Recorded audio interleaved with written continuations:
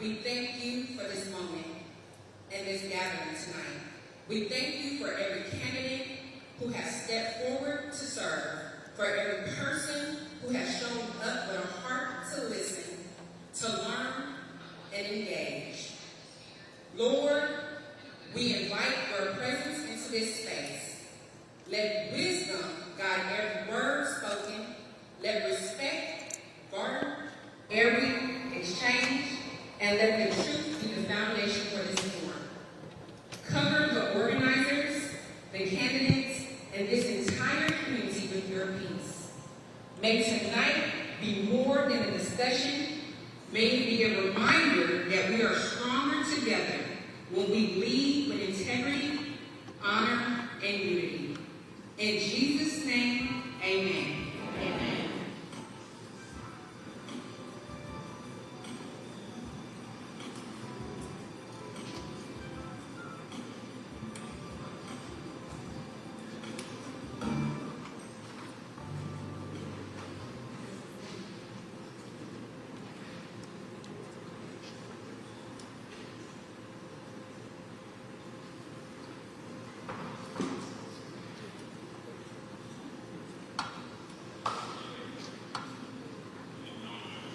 Good evening, everyone.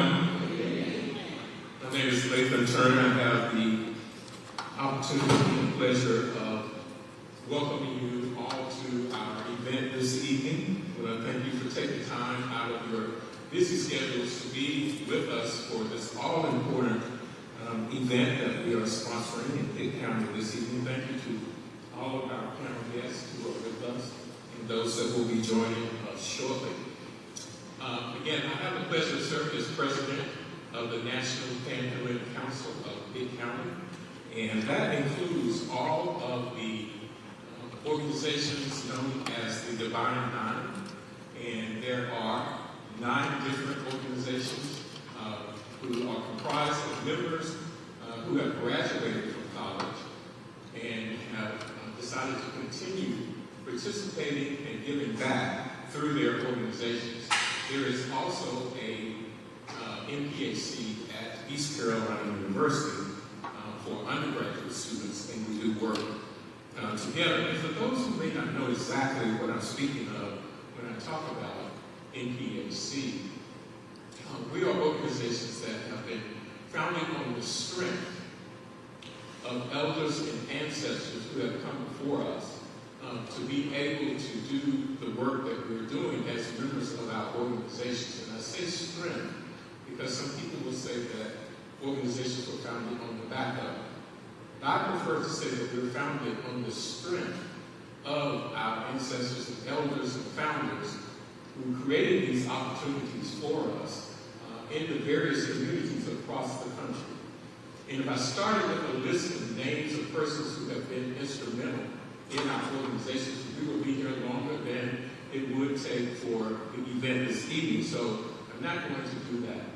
But I will say that many of the persons that are referred to as members are right here in this room, right here in this community, doing a great work. And I would ask members of the Divine Nine just to wave their hand where you're sitting. Thank you. So they're continuing to do that work.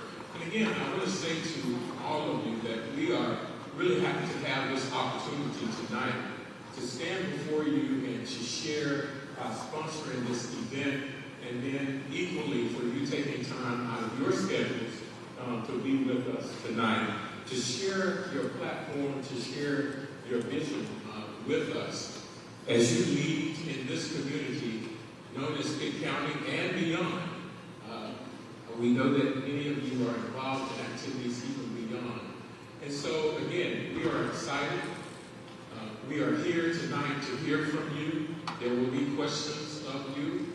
And we just are looking forward to the opportunity to be able to share together again as we look forward to the future in your leadership in Pitt County. Welcome, and please enjoy yourselves this evening. Thank you.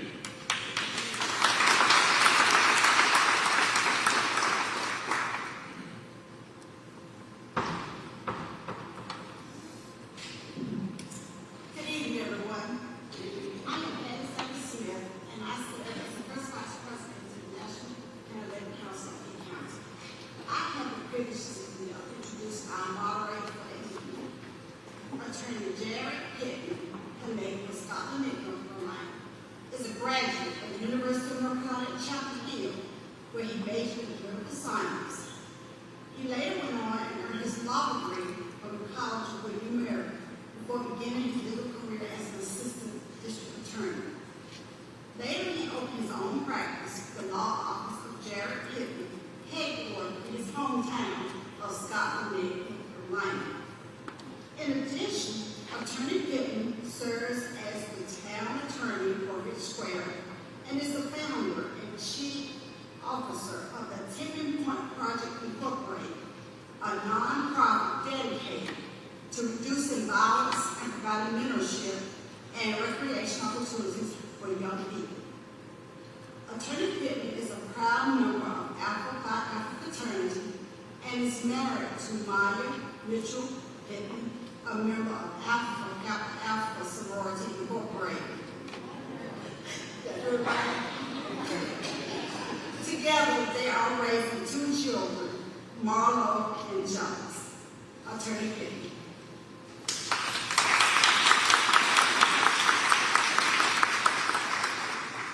Thank you, Dr. Smith, for such a warm introduction. And good evening, everyone. And welcome to tonight's Candidate Forum, sponsored by the National Panhandling Council, also live streamed by Awesome Radio at 107.5. Thank you all for being here. We are honored to have you here for this important conversation about leadership, about accountability, and the future of our community. Before we begin, we want to take a moment to acknowledge the presence of elected officials who are with us this evening, but not on the ballot. We are joined this evening by North Carolina State Senator Candy Smith,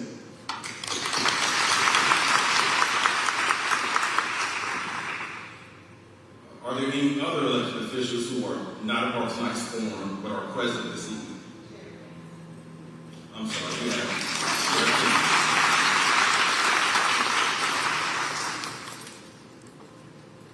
Thank you.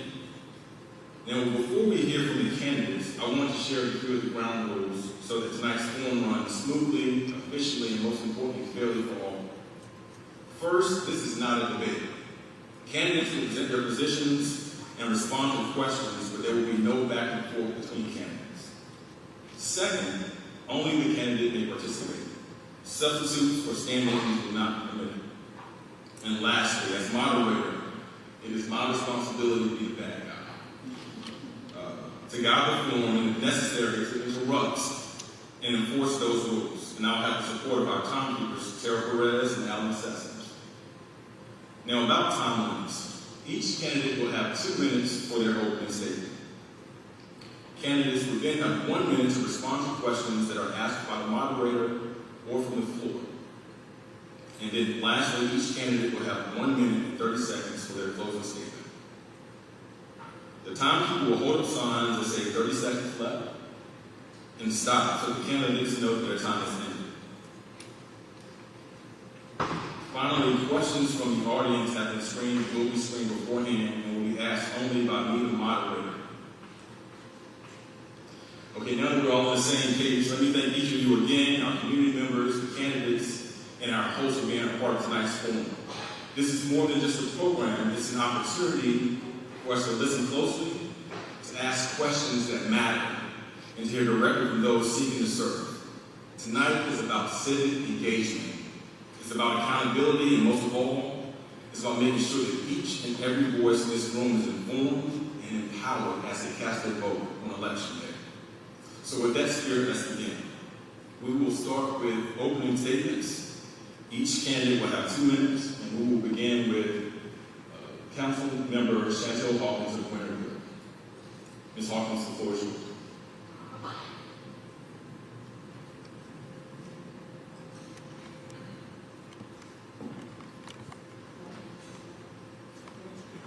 Good evening. Good evening. My name is Chantel Hawkins, Town Councilwoman of Winterville. I'm also known as the strong voice and the right choice. I articulate, I advocate, and I am accountable to the people of Winterville.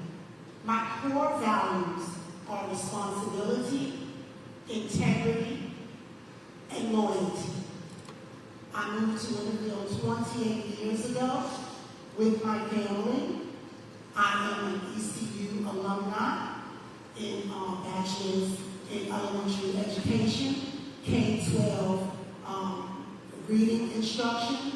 I also have my master's degree in executive leadership, and I'm pursuing my PhD in education law. I have placed over 70 items onto the town council agenda because as I start, I finish, and the people are at the top of this organization. I'm a mother of 3 children.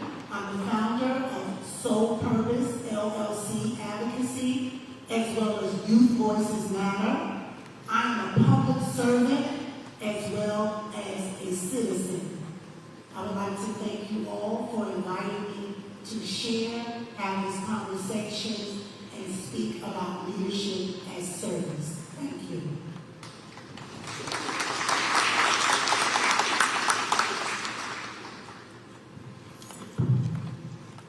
We're going to ask you to stand. My name is Sarah Parker Carter. I have resided in Haiti for approximately 50 years. I am married to Frederick O'Leary Carter, a Vietnam-era veteran. Together we have 2 children and have 5 grandchildren. I retired from the city of Greenville, where I gained over 30 years of professional experience. I pursued my education at A&T State University, Pitt Community College, and Mount Olive University, earning a Bachelor of Science degree in Business Administration. Currently, I am completing my first term as Commissioner for the town of Aiken. My community involvement includes serving as an officer and member of Alpha Kappa Alpha Sorority Incorporated, Zeta Omicron Omega Chapter, and church deaconess at my home church. I also have held membership in organizations such as the NACP, served as president of Boards for the Connect, previously chaired the board of directors for Operation Sunshine, among others. While I represent Ward 5 for the town of Aiken, I am dedicated to service wherever and whenever I am needed, remaining active within the community of Aiken. Thank you, Ms. Connor. You go up there and make a few announcements because Commissioner Connor and Councilmember Hawkins are here. Their opponent could not make it. We're going to spend some time focusing questions on those who will move into the contested Greenville City Council elections. I do need to take a moment now to remind each of us to silence your phones. Again, we are being live streamed by 107.5 Awesome Radio, and we're going to have you stand and also remember to stand and speak to the mic. Returning your attention now to Councilwoman Hawkins. What is your approach to handling controversial or complicated issues? If you would please stand. You have 1 minute. My approach to handling controversial issues is to be transparent and to be respectful when sharing my point. While controversial issues are difficult, they are necessary. We cannot sweep them under the rug. We have to handle them in balance. And when I speak, I'm speaking on behalf of the people. It is nothing personal. It is prioritizing people. I would say we need to listen, but we also need to focus on what we are speaking about and never let the issue remain. It is about the people first. Commissioner Connor. My approach is to examine the issue, to be sure that I am following all of the rules and regulations in the correct manners, seek the proper source to get a solution that would be beneficial to the town, to the citizens, and to staff as well. Thank you, Ms. Connor. You can remain standing. I have one more follow-up with you. What will you do to ensure the needs and concerns of all citizens are represented, including those who are often marginalized? As you know,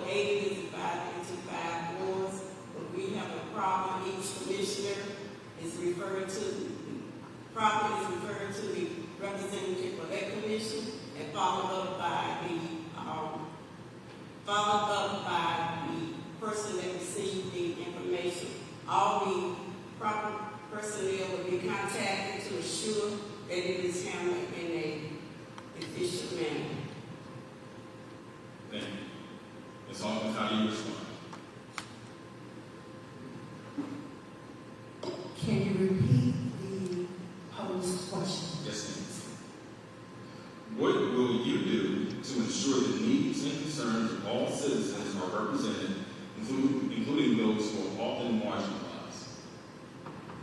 I will speak on their behalf. First, I will listen clearly, understand what is needed. For example, small Black businesses, small minority businesses should be given support. They should be treated with value, with respect. I will listen to whatever they need and ask for it.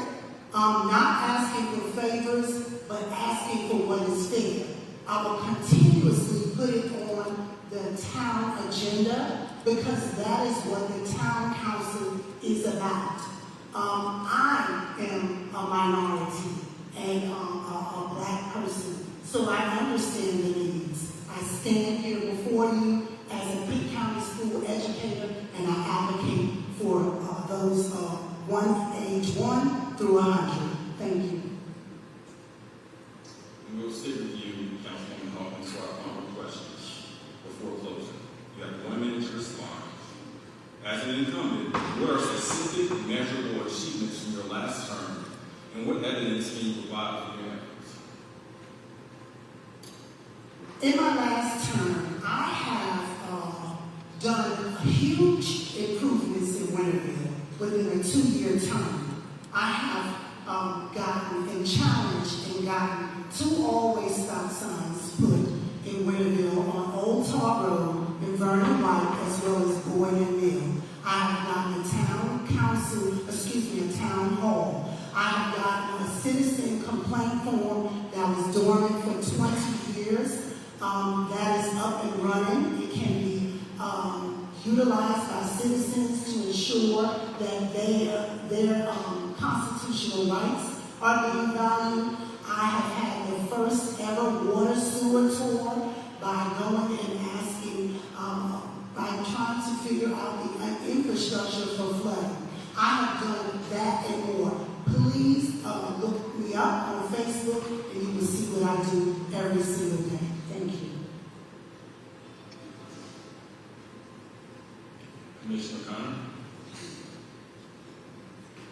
Before I read my motto of a voice for all people, I suggested that on the application when people apply for boards and commissions to be circulated so that all the citizens can get involved.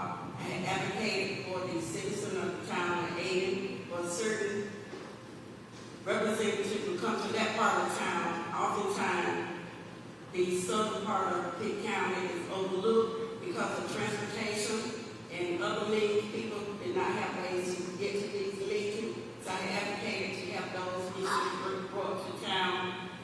I have encouraged certain new programs in town, such as First Friday. Our historical society, we have lots of information that can be placed in the historical society. I do one-on-one by participating in different activities in town. People bring their problems to me. They share their problem with me. Tom, thank you. As we're concluding questions for these particular races, we will now move to closing. We will begin with Commissioner Khan. You would give us your closing, and you have 2 minutes. I am a proven leader. I bring more than 31 years of local government experience, nearly 50 years a resident of the town of Aden. I wish to continue to fulfill my previous campaign promise of being a voice for all people. This will be done by keeping residents informed and engaging them in town boards and commissions. I have driven growth, improved by partnering with officials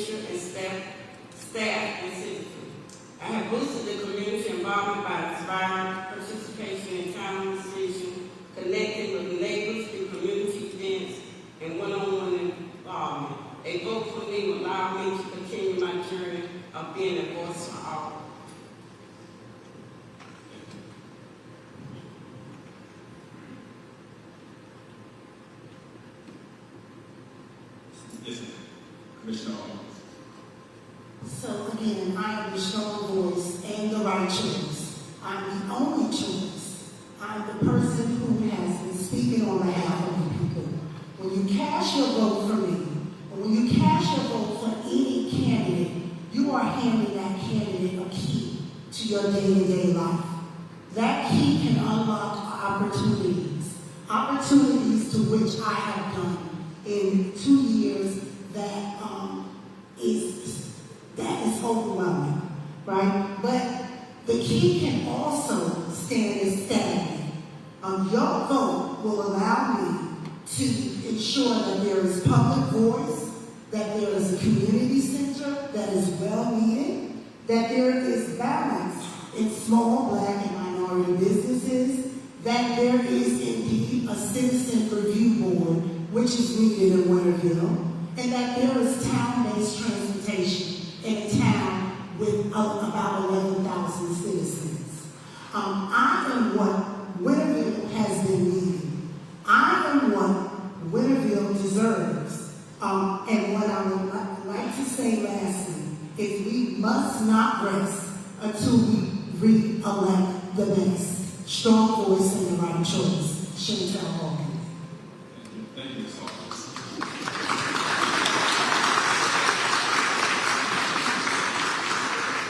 We will now move on to the ballot election for the commission. We have one candidate present, Ms. Tricia Workoff.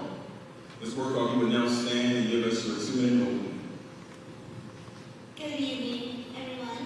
I am Trisha.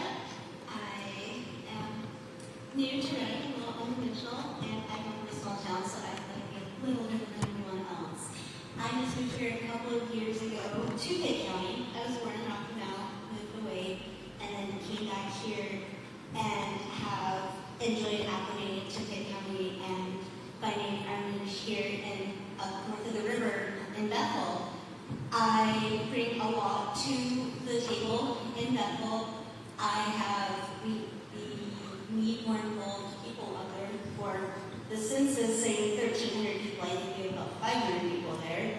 And we need people that ask hard questions, that are committed to improving things up there.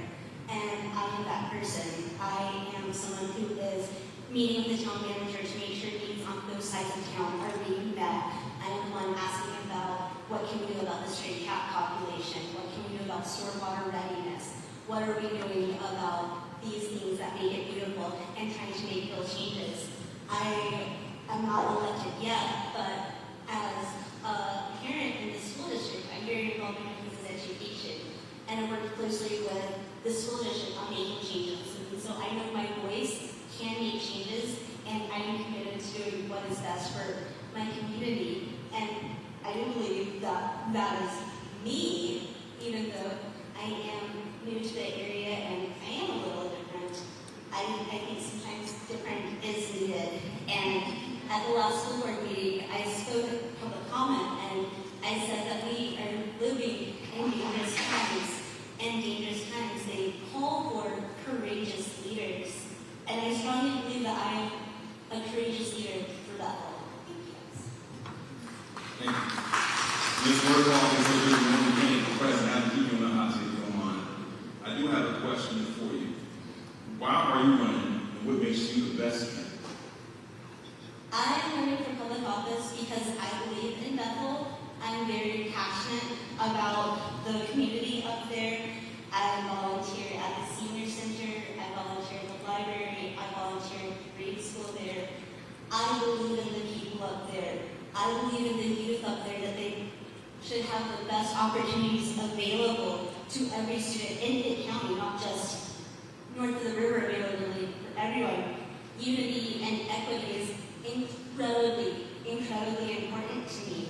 And I strive for that in every action I make. And that would lead over to me running for commissioner. I want what's best for everyone, and I'm committed to that, even if it's not something I like or other people like.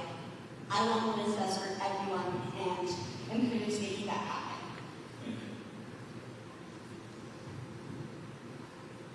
What makes you different from your opponent? Well,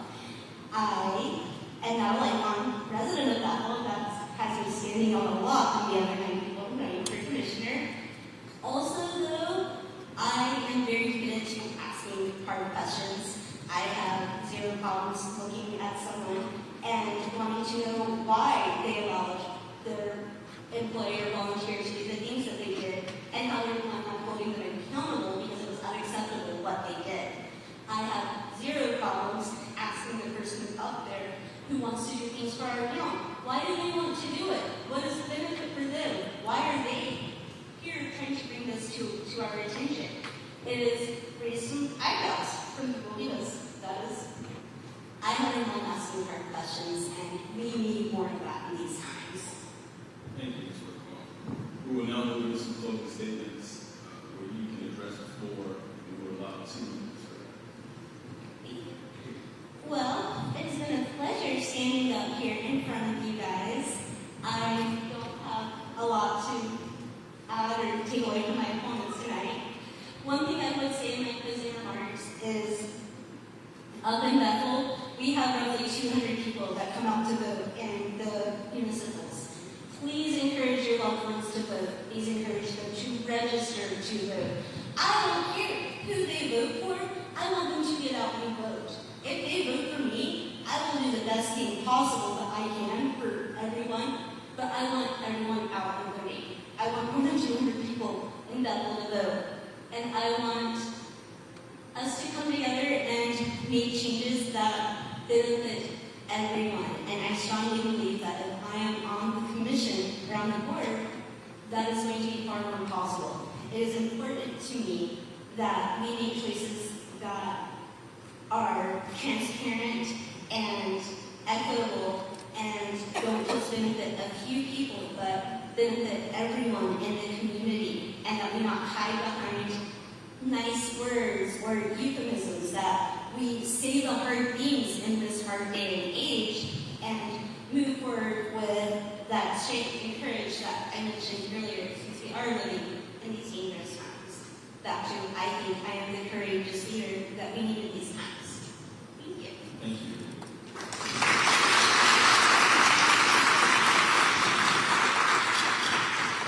We will now move into our Greenville City elections. We will begin with District 1. Beginning with opening statements, each candidate will have 2 minutes. We will begin with challenger Arjanae Jones-Williams. Good evening. My name is Arjanae, and I'm going to serve as the City Council representative for District 1. Let me start by saying I am not a career politician. I guess you can tell by the way I'm stuttering and getting stuck up, but it's okay because I'm serving from the heart. I currently live in North Greenville. I work in West Greenville. My husband is in the industrial park, which is part of North Greenville, and my son is a senior at Northville High School. So I am well invested in District 1 and the things that go in that community.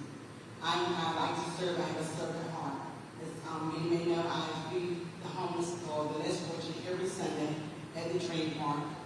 I serve on the affordable Greenville. The city of Greenville is affordable housing and loan commission. I serve with the food bank at Eastern North Carolina, Central and Eastern North Carolina. I do things that when I speak about things, when I speak about affordable housing, when I speak about food security, I make sure it's from the heart, and that is why I also serve on these other commissions. I work at a long-term care facility where I'm the director of recreation, so I'm also serving again with my resident. So that is the reason why I am running for District 1 City Council. Thank you, Ms. Jones. I'll ask you to understand that. And we spend a little time asking questions. We have a question from the floor. It says, why do you feel like the candidate that you're running against, or what do you feel like the candidate that you're running against hasn't done, and what makes you give you this race? I will speak about what I want to do. I want to serve others. I want to continue to serve others. I want to make sure that we're able to have town hall meetings. I'm able to communicate with the members of District 1. I want to make sure that when things happen at City Council Hall, that those things will come back to District 1. What was the second part of the question? I'm sorry. And what made you enter this race? My neighbors. I am ready to serve my neighbors. From my neighbors to my community to my city. Thank you.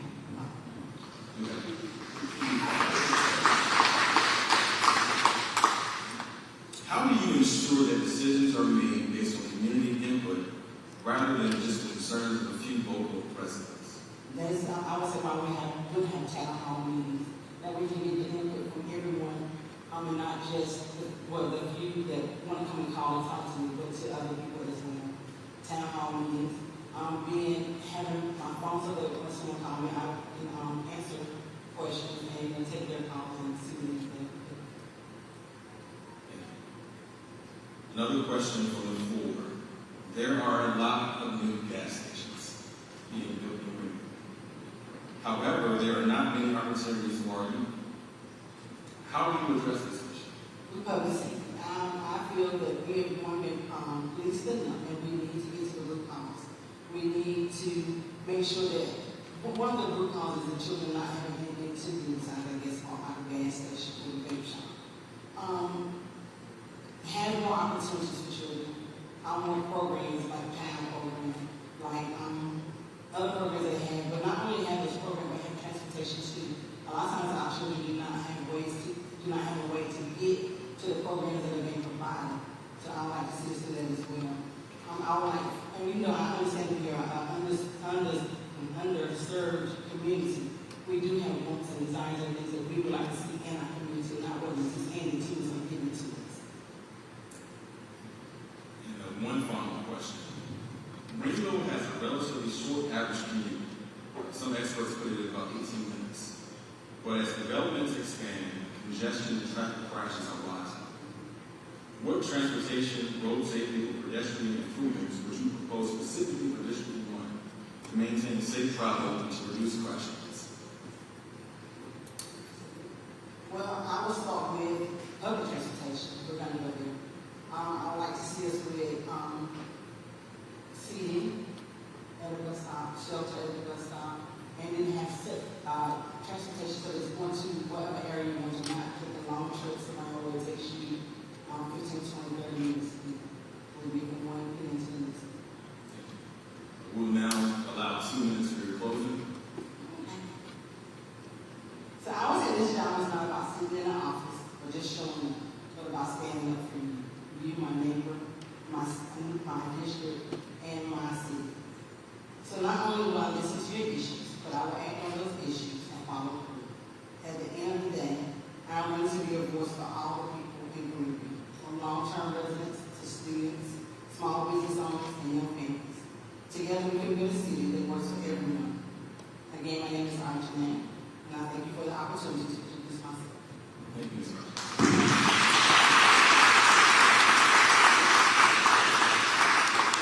I realize that I'm skipping around, but there are contested races with both candidates present, and then we have those that do not have an opponent in the room. So I'm going to skip again to another candidate who sits along, incumbent Mr. Commissioner Matthew Scully. You will begin with your 2-minute opening. Good evening. It's great to be here with you all. My name is Matt Scully, and I'm running again for City Council District 4. I love this community so much because it has done so much for me. I moved here in 1999 with ECU, and that place took care of me. I'm a School of Music graduate, and it had such a great experience here at ECU. Then I moved to New Orleans and sang with the New Orleans Opera Association, and moved back here after Hurricane Katrina. This community opened me and my wife with open arms and took such great care of us in our moment of need. And I just feel a debt to this community. I feel love for this community because it has given me so much. I want to give back so much. And then I worked at St. Paul's School Church. I did youth ministry, campus ministry. It was such a great experience, helping to lift up and nurture young people in their faith journey. And then we opened up the Scullery downtown. And this community has been amazing through the life of our business there, supporting us through the start of the business and through the COVID process. It was just such a great experience all along the way, receiving love and support from this community. So I want to give back. And I'm a servant. I don't know if you've heard from my little resume. I just started. I have a servant's heart. I'm here to serve. And I love serving. I love this community. And being on City Council is a wonderful opportunity for me to do just that. So what do I want to do? I want to focus on affordable housing. We've got 50 houses we're going to build in 10 years. I want to focus on public safety, supporting our fire department and our police department. I I want to have sidewalks. I want to have ADA compliance. I want to have greenways. I want to have, we're getting some benches and shelters at the bus stops. I want to support businesses, keep bringing these wonderful employers to our community. Lift up downtown, especially through this construction process, making sure we have a vibrant downtown. There's so much, 2 minutes ain't enough to tell you about all the exciting things that we have in store for this community. I just love this community, I love all the people in this room, and I can't wait to continue to serve you. Please give me 2 more years to serve this community on City Council. I'll do my best for you. Thank you. Councilman Scully, we're going to stick with you. You mentioned community, so let's stick with that. If you are reelected, what will you do differently this term to foster a stronger relationship with the community? Wow.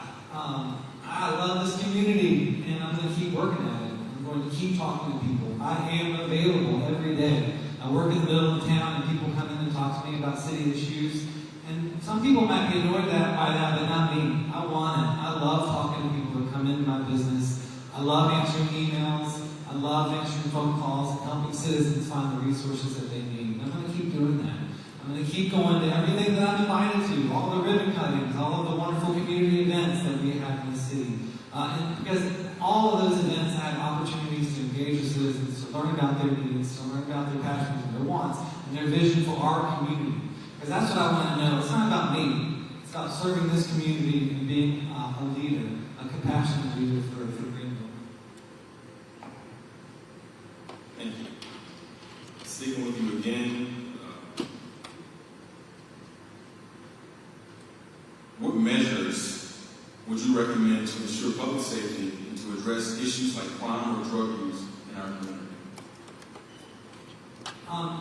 Supporting our police department and our fire department.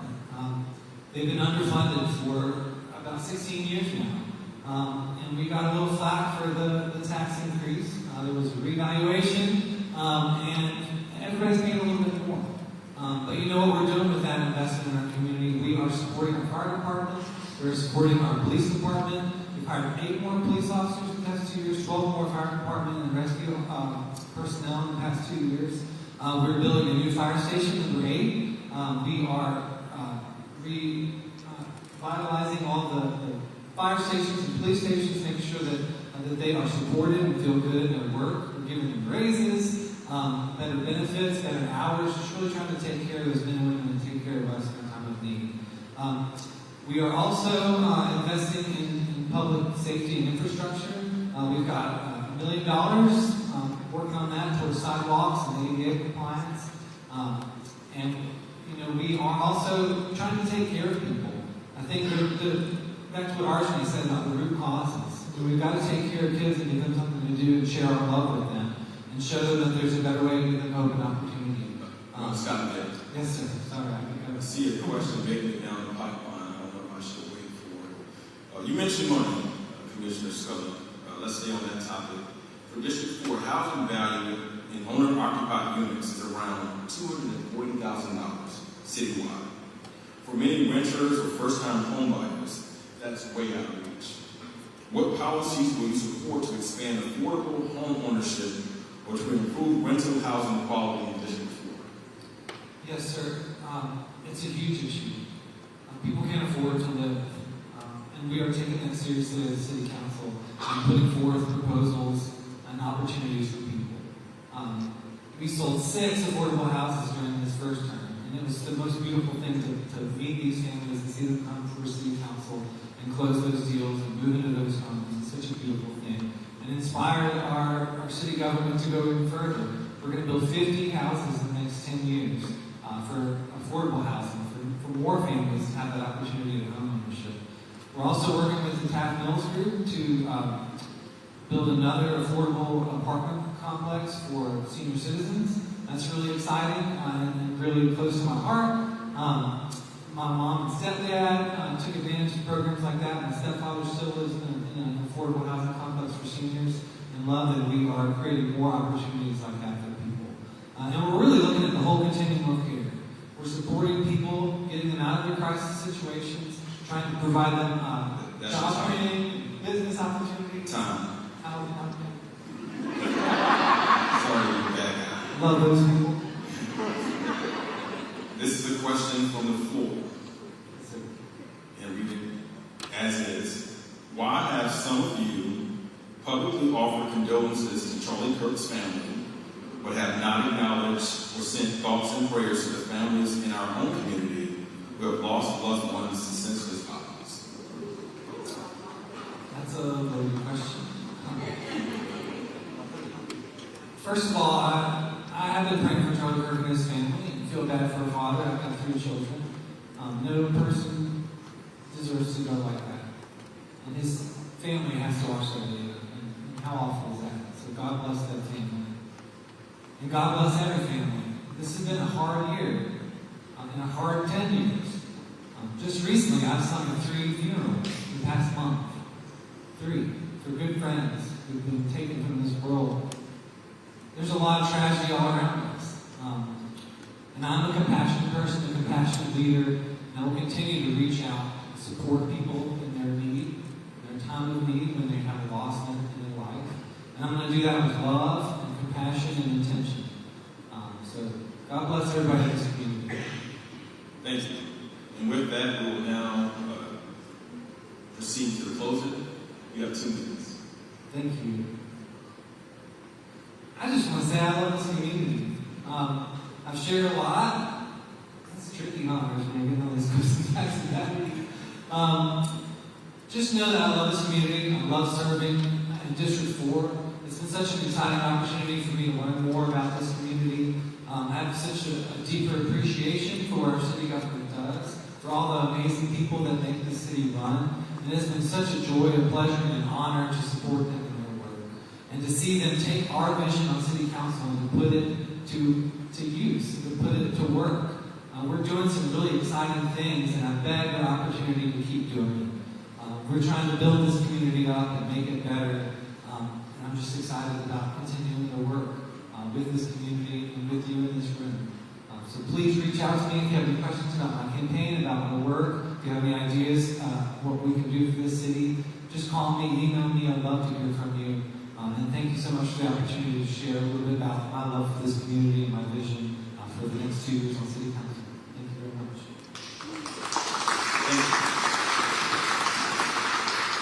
We were about to move into the contested Greenville elections, but I see that we had an arrival of candidate Alex Joyner running for Farmville mayor. I really hate to put you on the hot seat as soon as before your seat gets warm. But we will ask now that you stand where you are with the microphone. Introduce yourself. You have a 2-minute open. You can start now. Excellent. Thank you so much. Good evening, and my apologies for a late arrival here. We had a bit in Farmville. But my name is Alex Joyner, and I am very proud to be running for the mayor of Farmville here.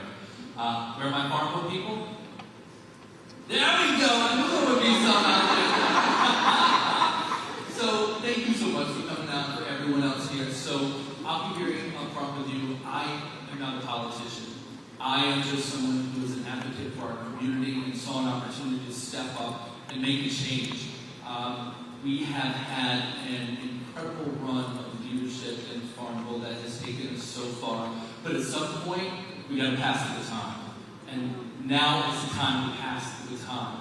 So when I went out there, we kind of changed my mind is when you look at Farmville, I'm sorry, it's a stereotypical, there is a north and there is a south, and it is divided by the tracks, and that is what Farmville is right now. We have to get beyond that. We have to become one Farmville. We can't be seen as one as the other, and when you drive through there, you see that visible difference. So I started talking to the community and saying, what can we do? What are your feelings? And to hear people say, I don't go to the town hall and talk to the government anymore. They don't care what I have to say. They don't care about my concerns. I knew I had to step up. And then the other piece was, if you've ever read the 2023 audit of Farmville, it'll give you all of the mismanagement of finances that we have had there. That is what made me decide, you know what, if no one else is stepping up to the plate, I, Alex Jordan, can step up to that plate. So this November 4th, for those who are in Farmville, if you know people in Farmville, please let them know there is a change that is coming. There's an energy that is there, and I hope that you will vote for me on November 4th. Thank you so much. I appreciate it. Sticking with you, candidate I thought I was done after that. But because you mentioned the audit and finances, I have a question. Yes, sir. The town was subject to an investigative audit by the NC State Auditor, which found issues in how the town handled the fire station property exchange, the temporary library lease, and administration of $520,000 in grant funds. How do you restore public confidence in grant processes, and what safeguards was put in place?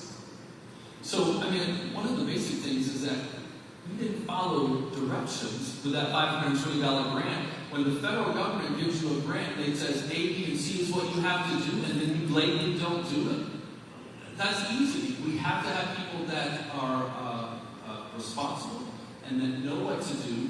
So that's step one. The other piece is we have to make sure that our commissioners, as they are making a decision, they have all the information that they need, and that is one thing that I want to be able to do for them. So to be able to make a property exchange without official appraisals for either property and allowing the town manager to make that decision without any sort of training or authority to do that, that's a huge miss. So we have to make sure that we are being thoughtful there. We are training our associates, or training our commissioners, training our staff at Town Hall, and making sure that they have the resources to make those right decisions. Given that many residents own homes but a significant share still rent, what steps would you take to ensure affordable housing is available and that rental housing needs are met? Ooh, okay. So one of the things we're looking at in Farmville is different types of housing. So whether that is townhousing or just different sizes so that it's more affordable for people so that they can actually own a part of that investment in that house for themselves. We have such a high number of people that are renting, and one of the challenges that we see as I'm talking to people is, hey, my rent is cheaper, my utilities is more expensive than my rent and my insurance put together. That's a problem. We have to be very thoughtful about how we are trying to get out of that debt that we have built by increasing our utility bills and things like that. But we want to make sure that there are programs that people have the knowledge and the tools to be able to identify resources out there to be able to provide money, grants, things like that, so that they can own their very own property there. And there have been steps that have happened there over the recent years, but there's more that we can do and more that we can do to get this information out to those people. Thank you. And we have other races that we need to get to make sure we are in line with the time tonight. I do have one final statement to the audience. You can give a 2-minute closing and you may begin as you please. So as I mentioned earlier, and I feel like I talked quite a bit about myself over here since I stepped up here, I am here to lift the voice of the people. And the majority, what I feel is that the majority of our community do not feel like their voice is lifted within our government, within that town hall. So that is my role, that is my vision here as a mayor. Not being a political person, I never dreamed of when I moved here to Farmville that I would be running for mayor. So what I do in my professional career as a project manager and as a product manager is I build a network of subject matter experts that I'm able to call on. And that is what I want to bring to Farmville is the collective voice of the community to be able to tell us this is what we need as a community, not a handful of people, not a small group of individuals that are able to control our government and run it because they always have. We have to be able to break those walls down, and that is what we're looking to do here. And this is where I truly, whether you live in Farmville, you know someone from Farmville, please start to share that message and let people know there's someone out there that is fighting for them. I'll tell you, our current mayor has gone uncontested. He's been in the government for 18 years now. People don't even know that anyone is stepping up to face him. So we definitely want to make sure that people are aware of this. The other thing that I'm trying to get out there, again, that education is key. That audit of Farmville from 2023 that you just mentioned, it is pretty informative and gives you a very clear picture about what our government has been focused on over the past few years and a handful of people that that money continues to go to. So I ask you today, please speak to your friends, your families, your neighbors. Let them know that there's change coming to Farmville, and Alex Joyner is that change for them to be mayor of Farmville. Thank you.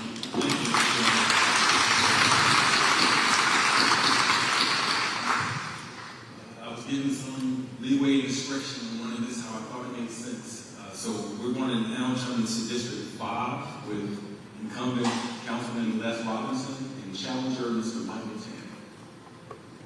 If you would begin, Mr. Robinson, for 2 minutes only. Well, the first thing, that's going to be hard for me to do, because if you know me, I love to talk. First, those of you who don't know me, I'm Les Robinson. I represent District 5. But you hear like, I want you to know one thing, I want to be clear about it. I represent District 5, and I serve all of Green, not some of Green. That's the first thing. First, a little bit more about me. I was born here, I was raised here. I was born in the hospital on 5th Street, went to South Green School. Went to Rose High School, went right next door, went to ECU, went to law school and came back. I've been practicing law for 39 years.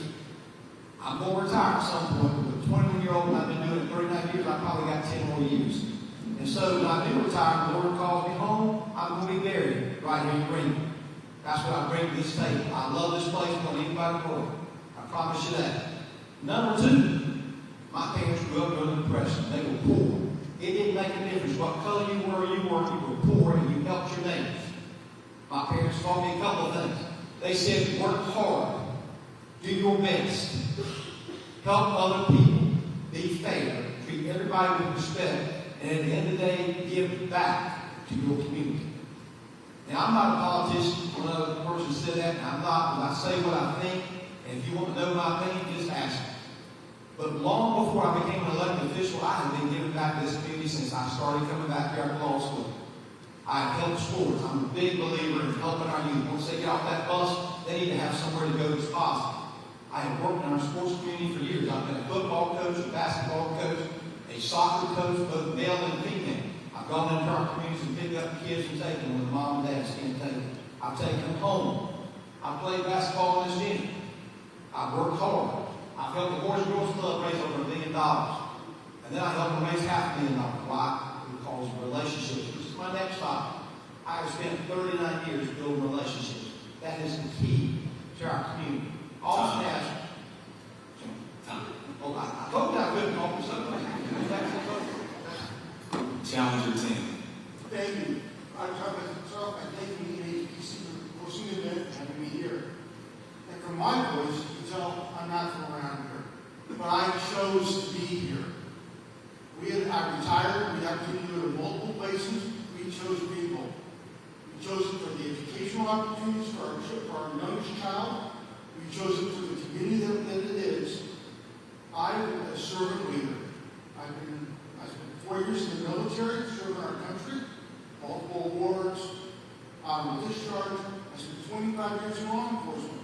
When I retired from law enforcement in 2012, I went back in the business for 10 years, working with a group called Envisioning Justice Solutions, working on getting the men that I was working with straight so that they could roll and become productive members of their society. Since I've been here in Greenville, I've hit the ground running. I'm co-founder and current chair of Greenville 50501, which is a pro-democracy, pro-constitution group here in town. You may see us out on Edmonds 10. In fact, on Saturday, we are going to take care of the homeless rally. Please come out. We're collecting food, and we are collecting supplies for the homeless. It could be ponchos, it could be clean socks, all that kind of stuff. I'm also vice chair of the Pitt County Veterans Council. I'm on the board for the East Carolina Veterans Council. 30 seconds, I can go on forever. But I'm a giver. I give to the community with all I have. You can give time, treasure, or talent, and I try to give all three. I do it all the time. I do it consistently. For example, I was approached to run for office pretty late in the process. Before that, I was going north of the river and meeting with the Norfolk folks, with the Carr folks. I started 50 501, I started a leadership group that has coffee at Awaken once a month. That's time. And I'll ask that you remain standing as you catch the first question from the floor. I hear the term affordable housing, but affordable can mean something different to people of different communities. What does affordable housing truly mean to you, and how are you helping the community? So we have to look at affordable housing, not on the average income of residents of Greenville, but on the mean income of residents of Greenville. Families in Greenville make on the mean $50,000 a year. If you use the 30% rule on that, that means affordable housing is $1,200 a month. The mean income for single earner families is $29,000 a year. That means affordable housing needs to be under $700 a month. Now, so I'm not on the city council yet, I can't get into what I've done so far. But I can tell you, we have to focus on that. City council just approved a massive apartment complex on a redistricting. The price point was $1,400 to $1,500 a month. That is more than our people can afford here in Greenville. We've got to do better.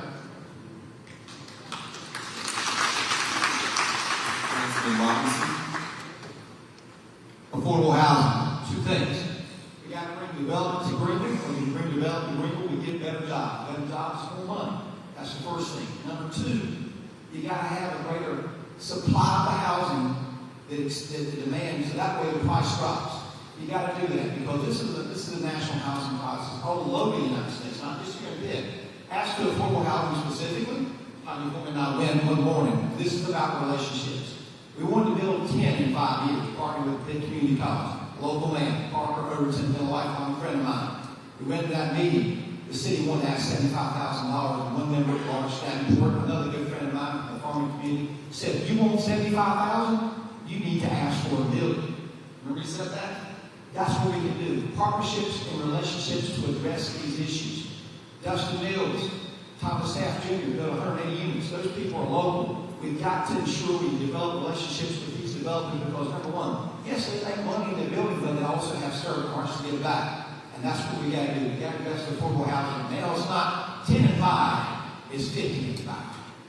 And so that's what we're looking for. And that's a great thing to look for. Time. Thank you. Yes, sir. You're going to field the first question or the next question. With about 40% of the city's population being under age 30 and a city median age of about 29, how will you ensure services for youth, including jobs and recreation, and future growth in District 5? In District 5, it shouldn't be just District 5. It should be all the parts of Greenville. I've said multiple times, and people know this. We can't be a great city unless we go to the north, south, east, and west. How do we do that? We've got to provide better jobs because our students are coming here to get educated, and they're leaving us. We need to get people to come back. How do we come back? You got to have good jobs. You got to have amenities that they like, and you got to have enough houses so the supply is so much that the demand is not doing it, so you can get lower housing. So we got to do sports stuff. I've been a vocal advocate, and thank goodness we finally got it done. The sports complex is coming in. $40 to $42 million a year is going to bring into this economy. You got to feed back into the sports programs that Jerry and I get into the volunteer. We've been doing for since my career and yours too. You got to help our youth. When they get off that bus, we got to make sure they have something to go to and not a bad influence. Alcohol, drugs, or gangs, or anything like that. Because that's how we save our youth. We got to start there and young people. We got to make it so it's a destination city. I'm tired of those. I'm tired of us not getting what we deserve out of Raleigh. We need to build relationships so when such and such county gets $20 million airport, we need to get it.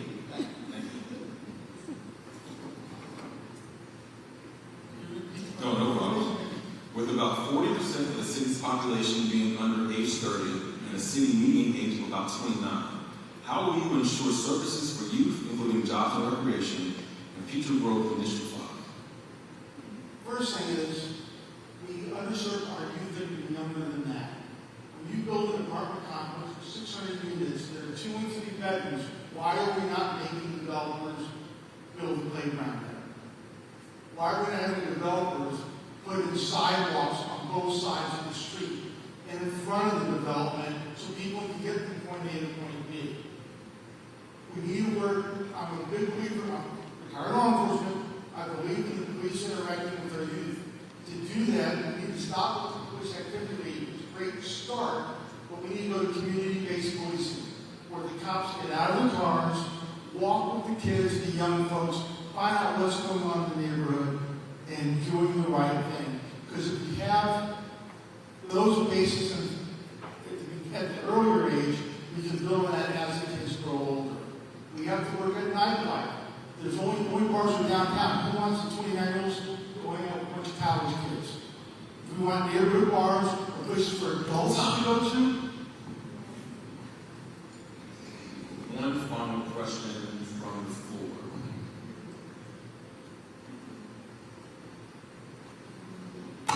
How will you put political differences aside to work with your fellow council people, if elected and since you've been elected, Mr. Roberts?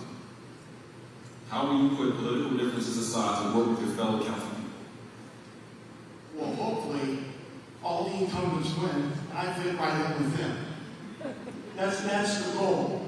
However, somebody on the other side, we have to imagine that they are on the city council because they want to make positive change.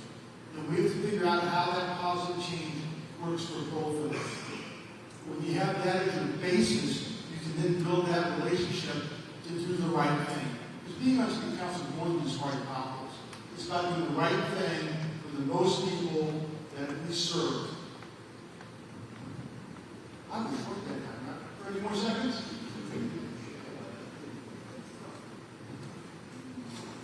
First, I'll say this, and I've said it many times, and those of you who know me personally know this. I don't drink anybody's Kool-Aid.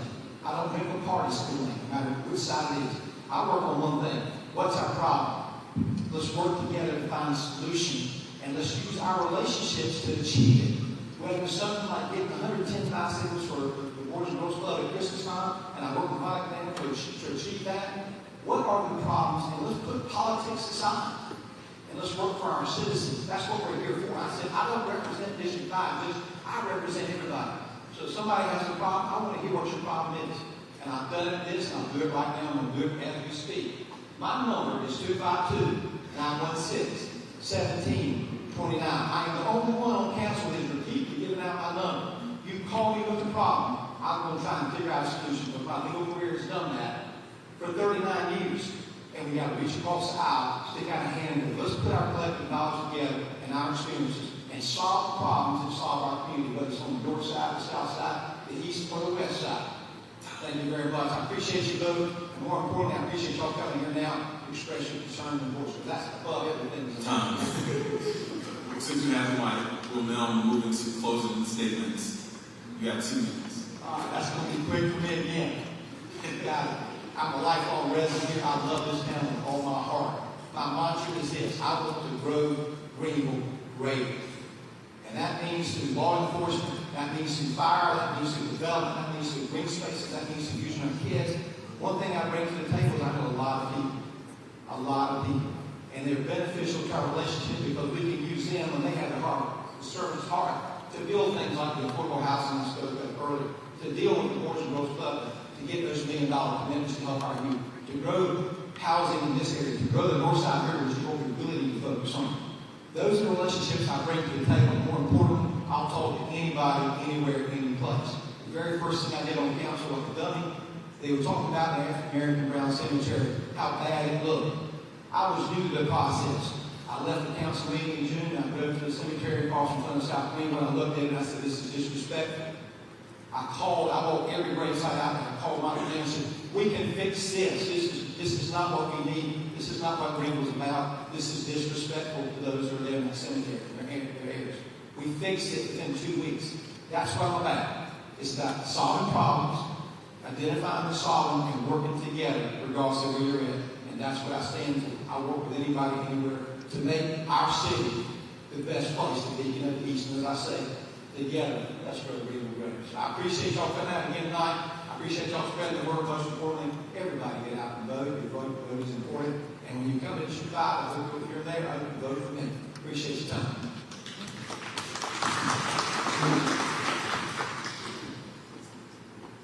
District 5 is more than just income.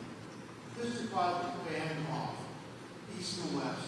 It's Sterling Point. I've been out and walking in the neighborhoods, talking to people, with supporters. I talked to bringing local people that live in the area to walk with me, to introduce me around, so I can understand what the people in each individual neighborhood is going to. My actions are more important than my words. Before I even started to run for District 5, I was in Carmel with Don Cavalini. I was at Notre with Youssef. I've worked with Saeed with Black Voters Matter. I've gathered groups of like-minded individuals, but at talk we begin to talk about what those mean people with the time to shut me down. Okay? And those coffees are important because the leadership of the non-governmental groups in this town do amazing things, and we need to support them as best we can as a council. So we talk about my platform, Safe Streets, Stronger Greenville. We're only as strong as the weakest among us. And we have to raise up the people that need to be raised up. So the people that in my neighborhood in Glendale don't need to raise it up. The people also in District 5 over in Bancroft need. We need to concentrate our resources where they are doing the most good. And that is throughout the entire Greenville community, not just one individual community. So once again, I thank NPHC, for inviting me here tonight. I thank everybody for being here. As somebody else already said, please vote. And please get the people that you know to vote, no matter where they go. We need our civic engagement completed. The winner of last city council election in District 5 got 1,700 votes. There are over 10,000 people in District 5. Thank you, Challenger 10 and Councilman Fox. We're now moving to Greenville City Council election District 2. Councilwoman Tanya Foreman and the challenger Ms. Deborah Shepherd. Beginning with Councilwoman Foreman with your 2-minute opening. Hey, how are you all doing tonight? So again, my name is Tanya Foreman. I'm a City Council representative for District 2. I'm a community organizer and advocate. As was mentioned before, I'm not a politician. I'm a public servant. There's a difference. I will not be morphed into a politician either. I'm rooted in this area. I am from here. So I have a vested interest in this area. And I demonstrate that through my connectivity in the community. I am also currently the Regional Director of Women in Municipal Government. I have a nonprofit organization called CARE, Citizens Advocate for Racial Equity and Equality. With CARE, we do voter engagement, social and community engagement, economic development and financial literacy training. We do what I call intergenerational work because we work with senior citizens and we also work with the youth. And we do health equity, which is my background, making health accessible to people in the community.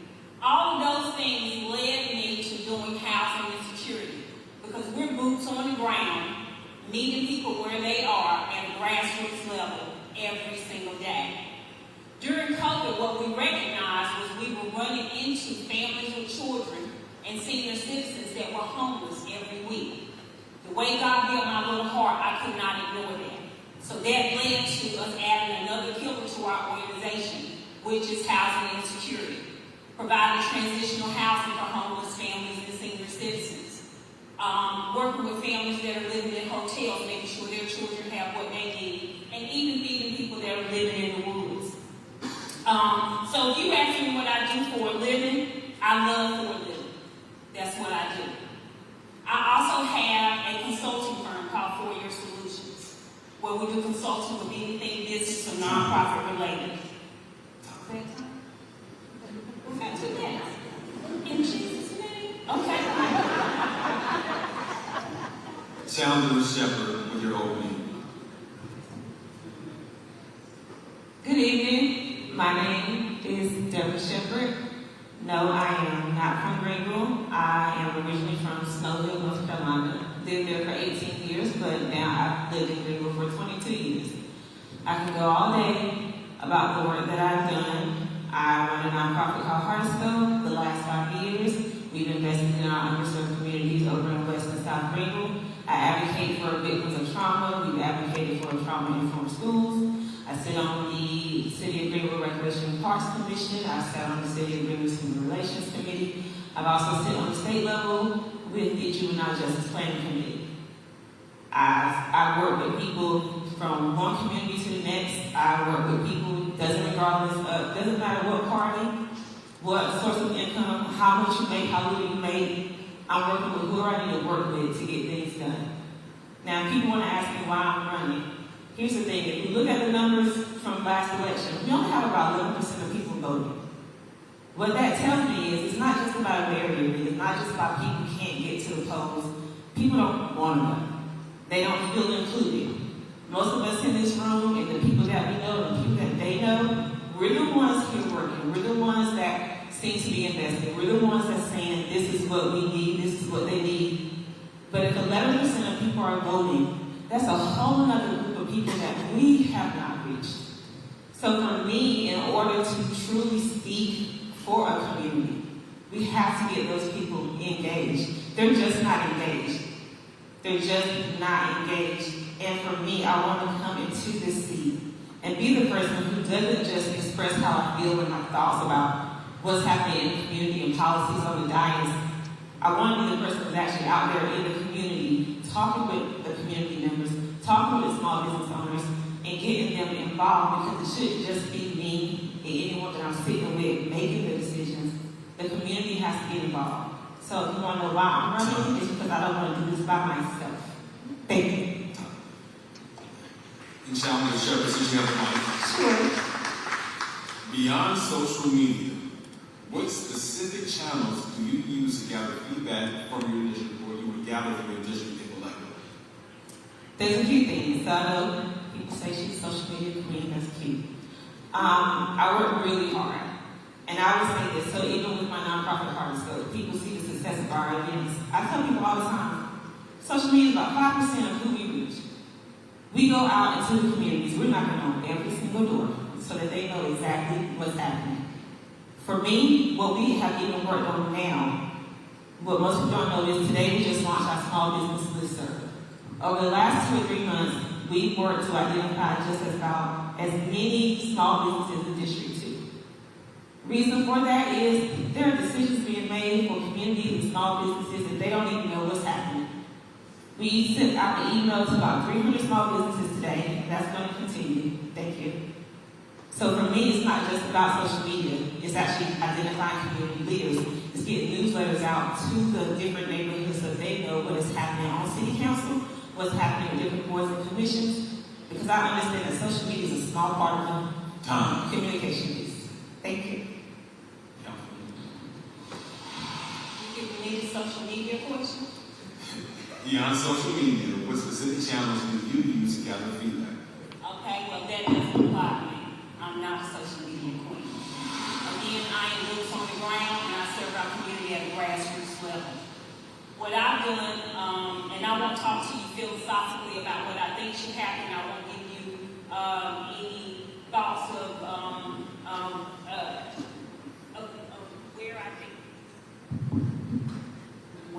where I think things need to go. What I have done since I've been elected, and long before I was elected, is I've done more than 20 community education sessions and engagement sessions.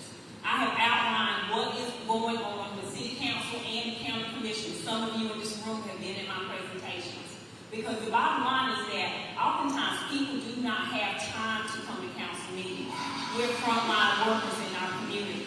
And so what I have done is I've made sure that I have taken the information to them. I actually have done, some of the folks in this room have been a part of PowerPoint presentations that I've done on the sidewalk in Greenville. I meet people where they are. Can you repeat that again so I can make sure that I'm answering what you asked? What specific channels do you use to gather feedback? That's it. I meet people where they are. I go to them. I do sessions in the community, in churches, wherever needed. Thank you. That is time. Thank you. We will stick with you since you have the mic. This is the question from the floor. Are you in support of the MAGA movement? Why or why not? Of the MAGA movement? make America great again? Absolutely not.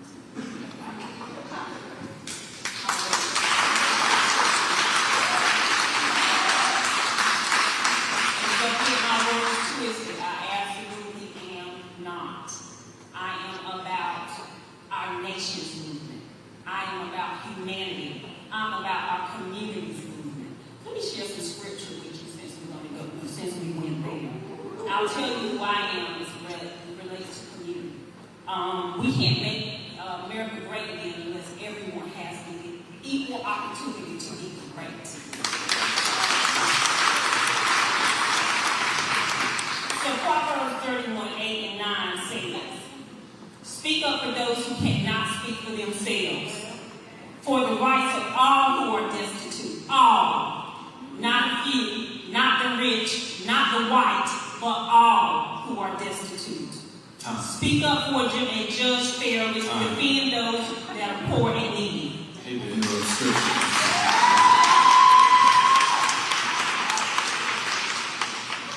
Candy Shepherd. No, I am not in support of the MAGA movement.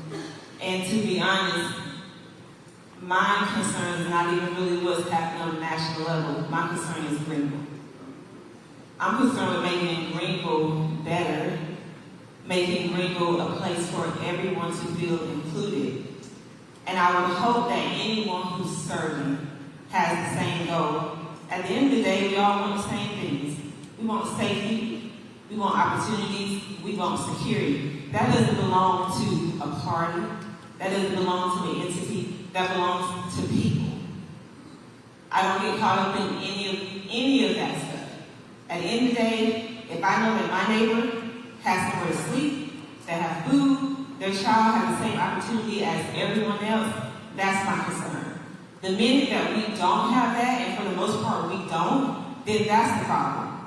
Not getting involved in what anybody else has to say, but how can each person work together? Our kids have to go to school together, serve together. I'm concerned about Greenville and nothing else. While you're standing, candidate Shepherd, another question from the floor. Given the proposed new developments in West Greenville and other neighborhoods, what measures would you take to prevent the displacement of longtime Black residents and Black-owned businesses in gentrifying neighborhoods? So first of all, one of the biggest things that we need to push is home ownership with our residents. A lot of our residents don't even own, they rent. So let's just start there. They don't have a voice. We have to push home ownership, but with that, we have to make sure that they have access to jobs. And not just jobs where they can just pay their mortgage. Because we talk about affordable housing, it's more than just there to afford the mortgage.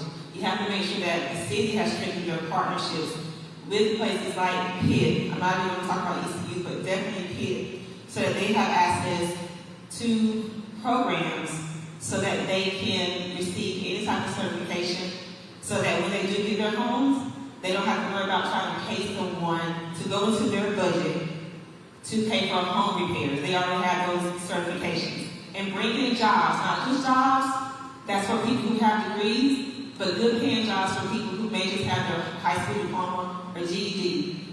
Because we don't want them displaced, but we want them to be secure. And so when they're secure, they feel like they have a voice. Thank you.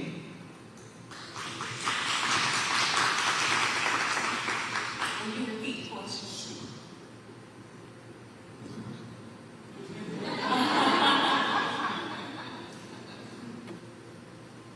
Given the proposed new developments in West Greenville and other neighborhoods, what measures would you take to prevent the displacement of longtime Black residents and Black-owned businesses in gentrifying neighborhoods? Okay, so I won't talk to you about what I think needs to be done. Again, I will share with you what I have done and have been doing for years. As it relates to displacement and gentrification, I agree that we need to work on home ownership, but there's steps to that. The bottom line is that we have perpetual renting situations in our community, but that is related to us not making proper decisions as it relates to jobs when we bring industry into the community. One of the things that I've done as an elected official is we've got Boviet Solar that has come here and brought 1,000 jobs. Whenever Boviet Solar came, they bragged about the average income being $53,000 per year. I said to NPHC Alliance, don't come before me again without letting me know what the minimum wage being paid is. Many of the people actually I'll give you figures. Over 20% of people in our community. You gotta get into that number, sorry.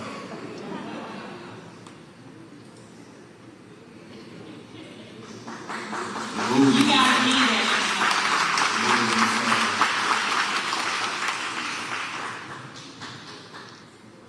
Okay. Beginning with you again, Councilwoman Foreman. And this is going to be a bit of a flip-flop question. As the incumbent, what were your 3 priorities for your previous term, and did you feel like you accomplished them? And for Challenger Shepherd, what are your 3 priorities if you are elected? All right, so I'm going to finish that question.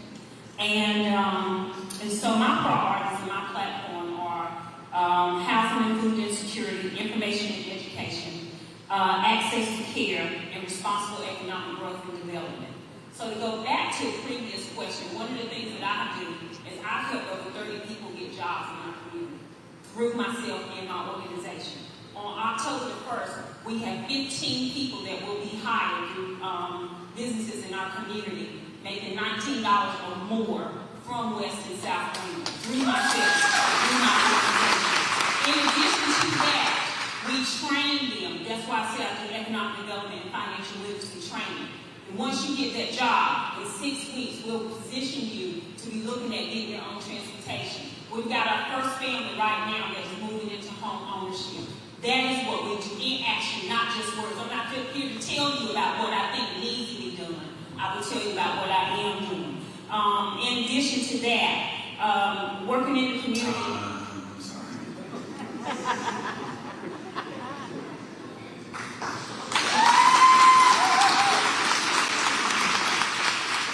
What would be your top 3 priorities if you're elected? First priority is public safety. And when we talk about public safety, we always talk about policing and make sure the police department is funded. But public safety has to be prevention focused. So definitely making sure that our council is looking to city-based grants to go ahead, because I want to make a correction.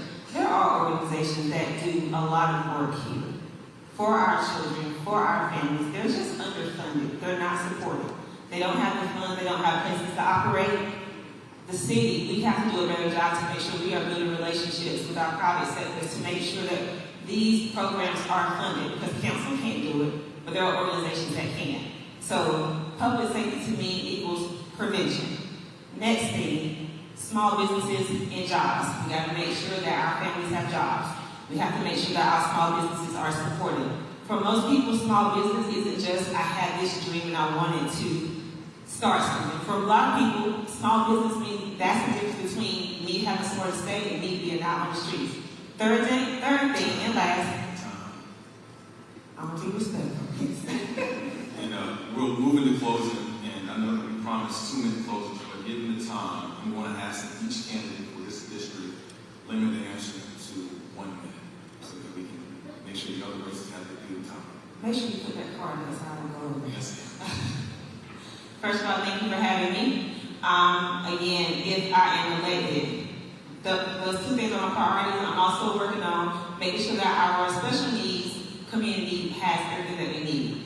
I am here to make sure that it's not just me or anybody on council doing the work alone, that the community is involved, that the community is engaged. We just have to do a better job of that. 11% of people voting is not good. 11% does not speak for everyone in this community. So I am running to make sure that the city council doesn't make the decisions, but the citizens do. And that means getting out there, getting them involved, making sure they're showing up to the council meetings, making sure that they're showing up to the boards and commissions meeting, and making sure that they are actually sitting on our boards and commissions so that when decisions are made, it's reflective not just of the people on the council, not just people that they're connected to, but that the decisions that are being made is reflective of everyone in this city. Thank you.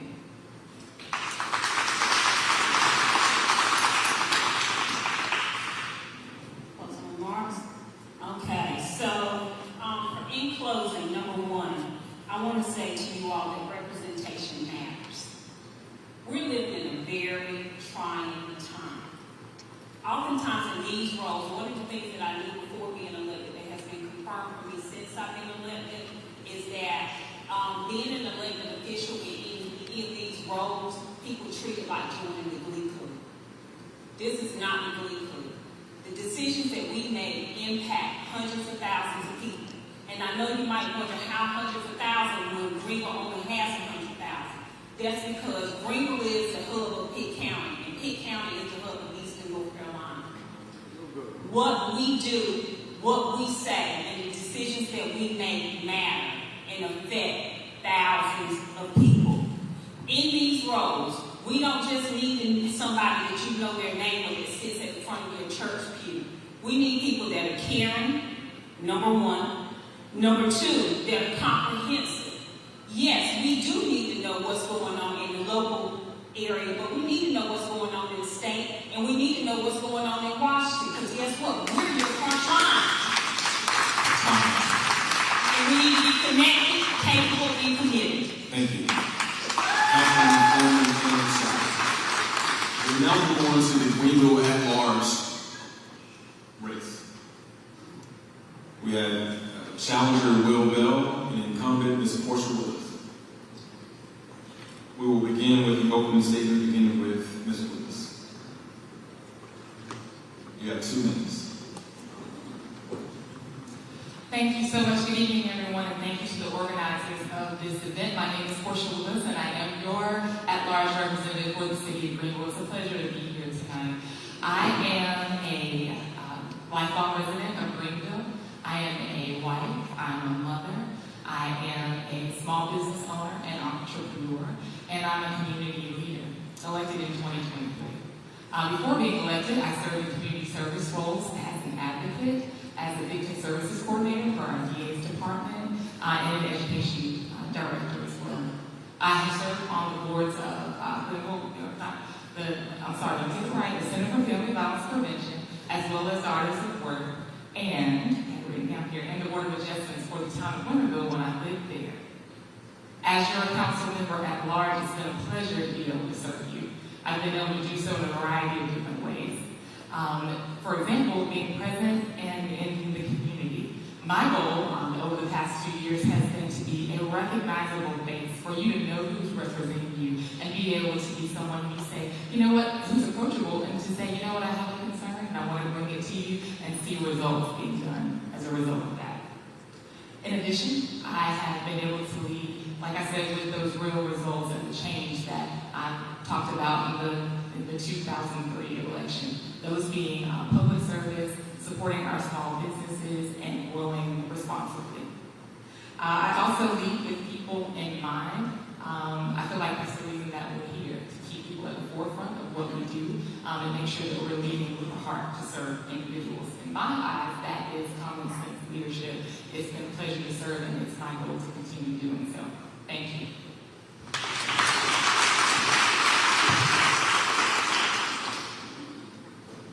How's everybody doing? Good. Thank y'all for having us here tonight. NPHC for hosting this. I appreciate it. I remember attending the one 2 years ago, and was the only current city council member that showed up to it. Appreciate y'all having us here again tonight. My name is Will Bell. I'm running for Greenville City Council at large, and I just want to set the tone for my race and hopefully our race moving forward. I shared this with Portia last night at a forum that we attended that was virtual, and while we may be opponents, we're not enemies, and while this may be a political race, I think we both can show grace. The important thing about this race is us moving Greenville forward and making sure that, like a lot of points that have been made tonight by many people up here, is that we need to make sure that Greenville's an affordable place, and to me that starts with making sure that our tax rate is low enough so that people can afford to achieve homeownership. Over the last 4 years, people at all price points within the real estate market have been able to achieve great financial success by homeownership, and so I think it's a great way to help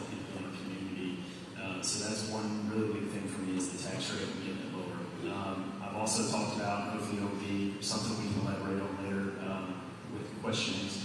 But I really want to bring a YMCA to our city. I think that is something that is sorely missed. Jared, I've seen you hooping at the rec at ECU, and I think it's probably not the most convenient place to go. If we had a YMCA in town, that might be a place that you would frequent more often. I see a couple people in the crowd that I have actually played basketball with at Dungeon, which is north of the river. If you've never been over there, it's a great facility to keep the home runs. Unfortunately, it's a concrete floor. It's got some spots in the roof that allow leaks. And that's where a lot of our youth are playing basketball. It's an awesome place that he provides, but I think, I've talked with him, if we could get a YMCA in town, he would really love to be at a facility like that that's, top rate, got all the amenities that you can have. So we're going to talk more about other topics, I'm sure. Thank you for your time. Thank you for being here. And since you're standing, I have a question for you. What is your approach to handling controversial and complicated issues where public opinion is divided? What is your approach to handling controversial and complicated issues where public opinion is divided? Yes, I think that starts with, and I think I did a good job of this while I was on the council, is reaching across the aisle. First off, starting a discussion with, because we're the ones that ultimately have to have the vote, but reaching across the aisle to people that have a different perspective on the issues with you and understanding where they're coming from and what constituent feedback they're getting. And then I think it also comes down to getting feedback from many different resources we have available to us, whether that's news stories, our own social media platforms that people would engage on, but also recognizing that not everybody who thinks the way that we think is engaging or are engaging on our social media platforms. And so going out to the community, being engaged in multiple different groups and finding out the way that they think and view an issue. And so I just think having an open mind and being willing to reach across the aisle and speak with people that might think differently than you is how you get through those issues. Thank you. Could you repeat the question, please? What is your approach to handling controversial and complicated issues where public opinions are divided? Yes, so I mentioned about serving our community and being a listening ear in my opening comments, and you have to do that as a public official, as an elected official. I also value the opinions and the feedback of our council, but at the end of the day, you've got to have a backbone and you have to have a moral compass. You have to be able to make decisions that you're okay with when you go to sleep at night. An example would be our disparity study. Mayor Pro Tem Daniels asked that we have a disparity study. It's been of high controversy in terms of how much money we're investing in the study, but the end result is are we utilizing minority businesses and women-owned businesses in our procurement process? Are we still advocating for equity, diversity, equity, and inclusion? Those are the crux of the arguments or the crux of things that we are involved in, and we've received a lot of criticism by my opponent about that decision, and we have to be able to stick with that at the end of the day. Camping World is another example of something that we have stood firm on and that we are not backing out from. My opponent opposed that, so that they can And as a reminder, we would ask all candidates not direct their comments towards their opponent, just focus on commenting to the floor. It's interesting. Did you feel like that was direct? That was direct. You said this. It was a statement. Okay, thank you. All right. Mr. Bell, as a former council, still with you, Ms. Willis, as the current at-large councilwoman, and Mr. Bell as a former councilman, beginning with you, name 3 things that you accomplished. And for Mr. Bell, name 3 things that you accomplished in the last.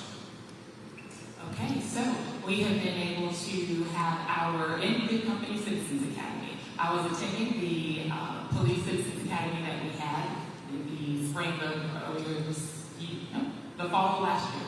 And I was asking, how did you learn about the opportunity? And someone told me, well, I wish that we had this opportunity for the city. And so I said, well, I don't see why we can't. I was able to go to our city manager and say, hey, let's have a civic engagement opportunity for individuals to come in and learn about how our city operates and how we serve them. And we had our inaugural In Good Company Citizens Academy, and that should be rolling back around again. Then our Small Business Technical Assistance Program, I see Dahomey Wax got the studio in the building. She was a part of that small business initiative. So that was, again, sitting down with Mr. Cowan and saying, hey, my husband and I were involved in a small business cohort where we had a year-long time with a consultant where we were able to walk through that process and help that business. Let's provide that for small businesses within the city. And we were able to bring it to fruition. It just had its inaugural time this past couple months. Thank you.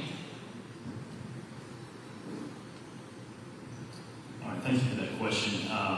Because the disparity study was mentioned in my view when it was misrepresented, I want to make sure I clarify the area.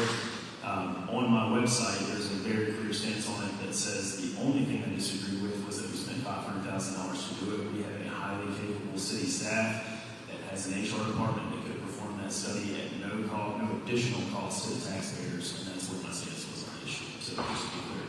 As far as my three proudest achievements in that specific term, I would say, having an announcement that we had over $1 billion invested in our community since the formation of the Greenville E&C Alliance. That was something that we started in our first term and has paid dividends for our community. Down to 15 seconds, I got to go quick. Taking the ARPA funds that we were given through COVID and getting 4th Street repaved, I think was really important. Everything inside of 10th Street needs a lot of attention on the east side and west side. It's the oldest part of our city, and beyond that, I would just say leading with conviction and being willing to work across the aisle with council members. Thank you. While you're with the mic, what ways have you reached to interact with parts of the community where you don't live to ensure that all voices are included? What ways have you reached to interact with parts of the community where you do not live to ensure that all voices are included? Yes, I would say first and foremost, right here tonight, I mentioned that I was the only city council member that attended this forum last time. I'm attending 5 forums in total, and so going out into different communities and having discussions about, the issues of the city and not running from them, but then also attending events like National Night Out and engaging with the community there all across the city and trying to make multiple stops throughout the night and going in and, honestly, I think sports a lot as a way to connect with people, so going out and participating in sports leagues. I don't want to speak for anyone, but I have personally played in the Greenville Rec Basketball League for adults and played for multiple seasons, and I think it's a great way to go out and meet a lot of different people. There's prayer before those most of the games start, and also an opportunity for people to have camaraderie and teamwork and meet each other. So that's what I would say. Could you repeat the question? What ways have you reached to interact with parts of the community where you do not live to ensure that all voices are included? Right. So the beauty of being the at-large representative is that we cover the whole city of Greenville. So I have the opportunity to go to community meetings, different events, to be able to hear all kinds of stories and all perspectives of the residents that live within our city, to include being able to attend the Cypress Glen community meetings that they have. They have a beautiful establishment over there, so being able to attend their community meetings. Also to attend the Truman meetings, which is in the Green area near campus. I actually live in District 5, which is all the way on the other side of the city near Froggo Road. And so being able to get out into the community is key for other areas that I may not live in. Also, just recently being able to attend a violence forum with Mr. Sain and his group in West Greenville to learn about the different experiences in West Greenville. Like I said, I live in District 5, as well as we have the Little League softball series that we just had recently. It's important to be able to support the economic growth of our city. It's important to be there. Thank you. Still with you, Councilwoman.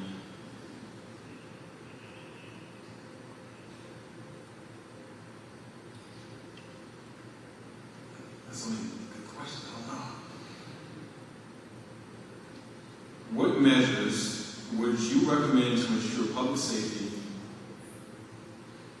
and to address issues like crime or drug use in our community? Yes. So thank you so much for asking that question. I was hoping that we ask more questions on public safety. I want to make sure that I say that I am really excited about the leadership at the helm of our Greenville Police Department. Recently, we have had wonderful promotions to include Deputy Chief Thomas.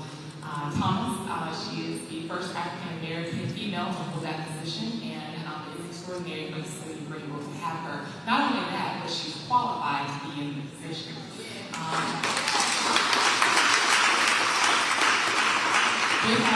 With our public safety, I am, and my council included, we want to and do support our police department and what they've asked for, but we also have that double-sided coin where we are expecting them to serve and protect our community. It's that balance of supporting them as well as having that accountability in place.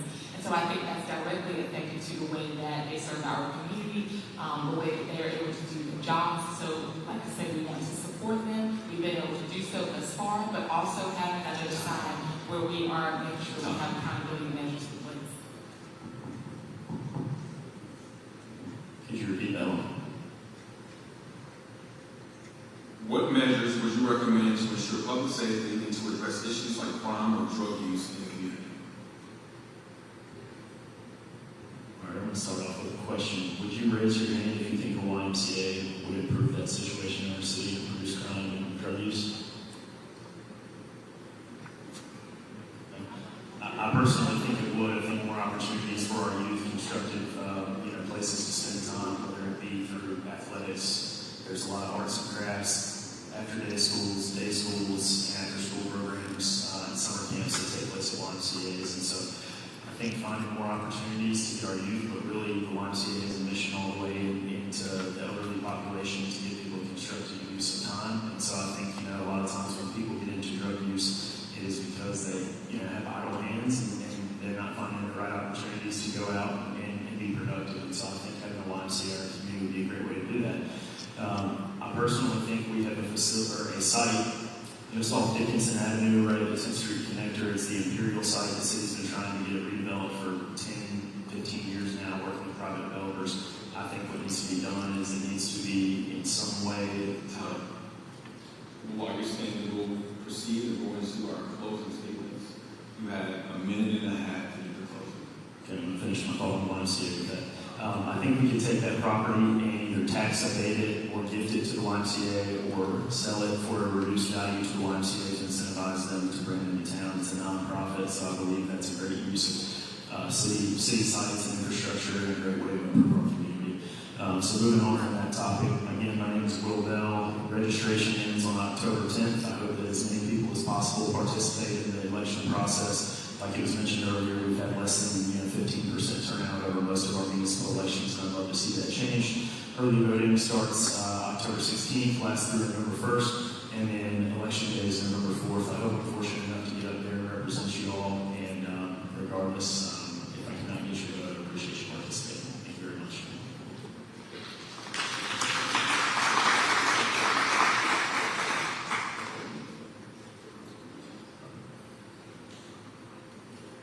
It's a pleasure to serve you. We're doing the work. We're going in the right direction. I can, like I said, see a small business has been affected by the work we've been able to do. I can see someone who I sat in their living room and talked to them about the issue on Stone Bend Drive. I see someone else who I was able to point to the Human Relations Committee. We're doing the work. We want to continue doing the work. We're going in the right direction. We as a council are committed to serving our community. And Mac John Maxwell said that everything rises and falls on leadership. In this election, I want you to think about leadership, what you're seeing, what you deserve, and what you want to continue to see. And let's continue moving in the right direction. Thank you.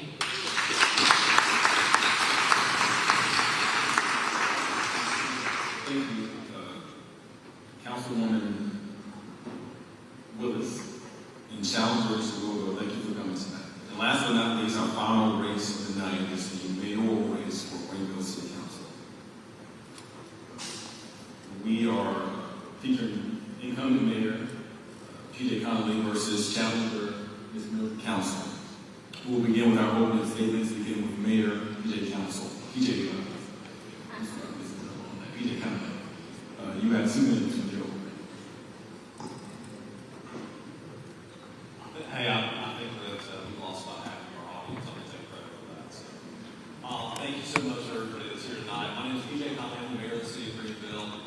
It is an honor to be here. I want to say a big thank you to the NPHC for putting on this forum and giving us an opportunity to be able to have a platform to speak to the constituents in our community. It has been an honor to be able to serve the citizens of Greenville over the last 5 terms. I was the city council representative of District 5 before I became mayor back in 2017, so I've been mayor for 4 terms. I had no aspirations whatsoever to get into politics. I originally came to Greenville 22 years ago to play baseball at East Carolina University. I graduated from East Carolina University with a finance degree.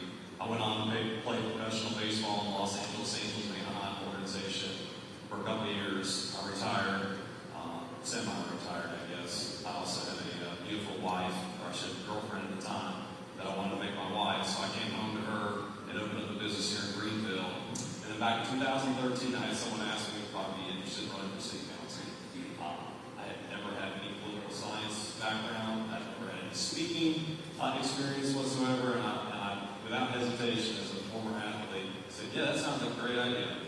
And had no idea what I was doing. And luckily, for 2 years, gained an opportunity to be ahead and research the issues that were going on in the city of Greenville. And so for 2 years, I researched that. And in 2015, I decided that I wanted to run for the city council. And I was lucky enough to win. I enjoy serving the citizens of Greenville. It's been an honor for the last 10 years to see some of the progress that we've seen throughout our community. I'm looking forward to the opportunity to talk to the voters and getting their support again this election cycle. Thank you. Thank you. Councilman.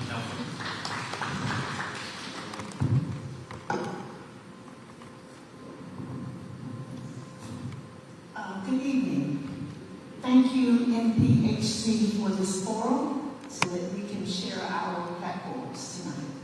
My name is Mildred Atkinson, council, and I am a former council member, and also I've already served Greenville in the role of Mayor Pro Tem under 3 different mayors. So, plus 16 years as just regular city councilman.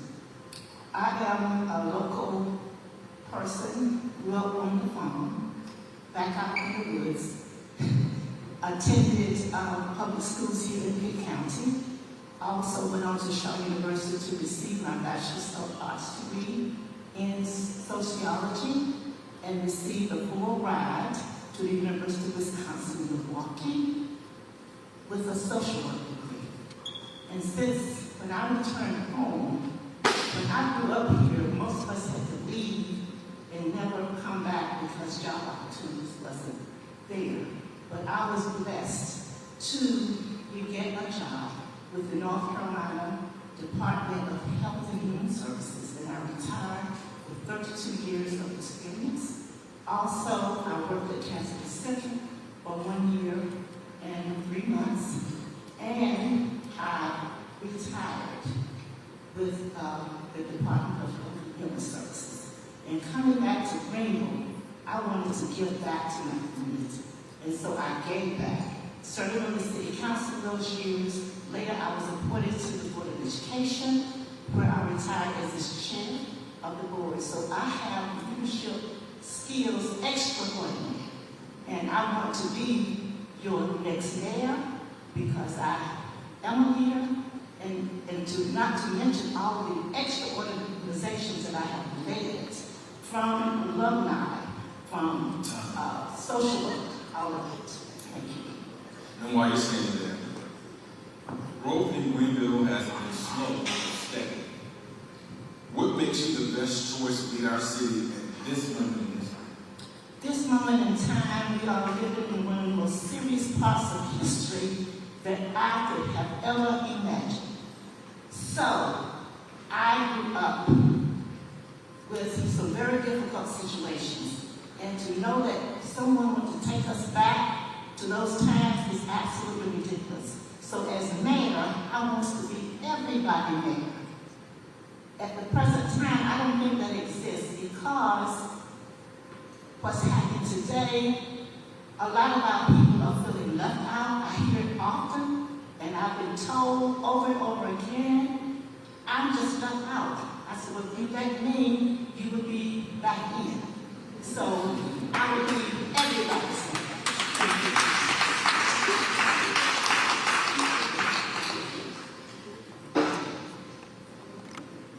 Sure. Growth in Greenville has been slow but steady. What makes you the best choice to lead our city at this moment in history?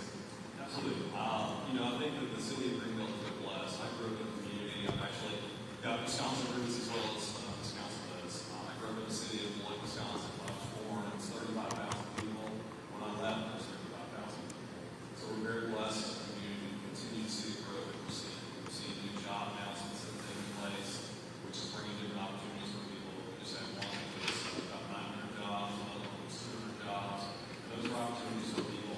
Greenville's going to continue to grow, but it's important to have a leader that knows and understands what needs to be done with that growth. We want to make sure that our infrastructure is in place. We want to make sure that we have the amenities and we'll keep people here. There's a lot of things that need to be done in leading the city. You also want to make sure that you know how to lead. I've done that through many different various things that I do. Not only as a current mayor, but also I'm a softball coach. Coaching 3 teams right now. I feel like I have a lot more gray hair because of it, but it's a great opportunity for me to be able to show up. Thank you. Question for you. And I can kind of edit it so that it will be appropriate.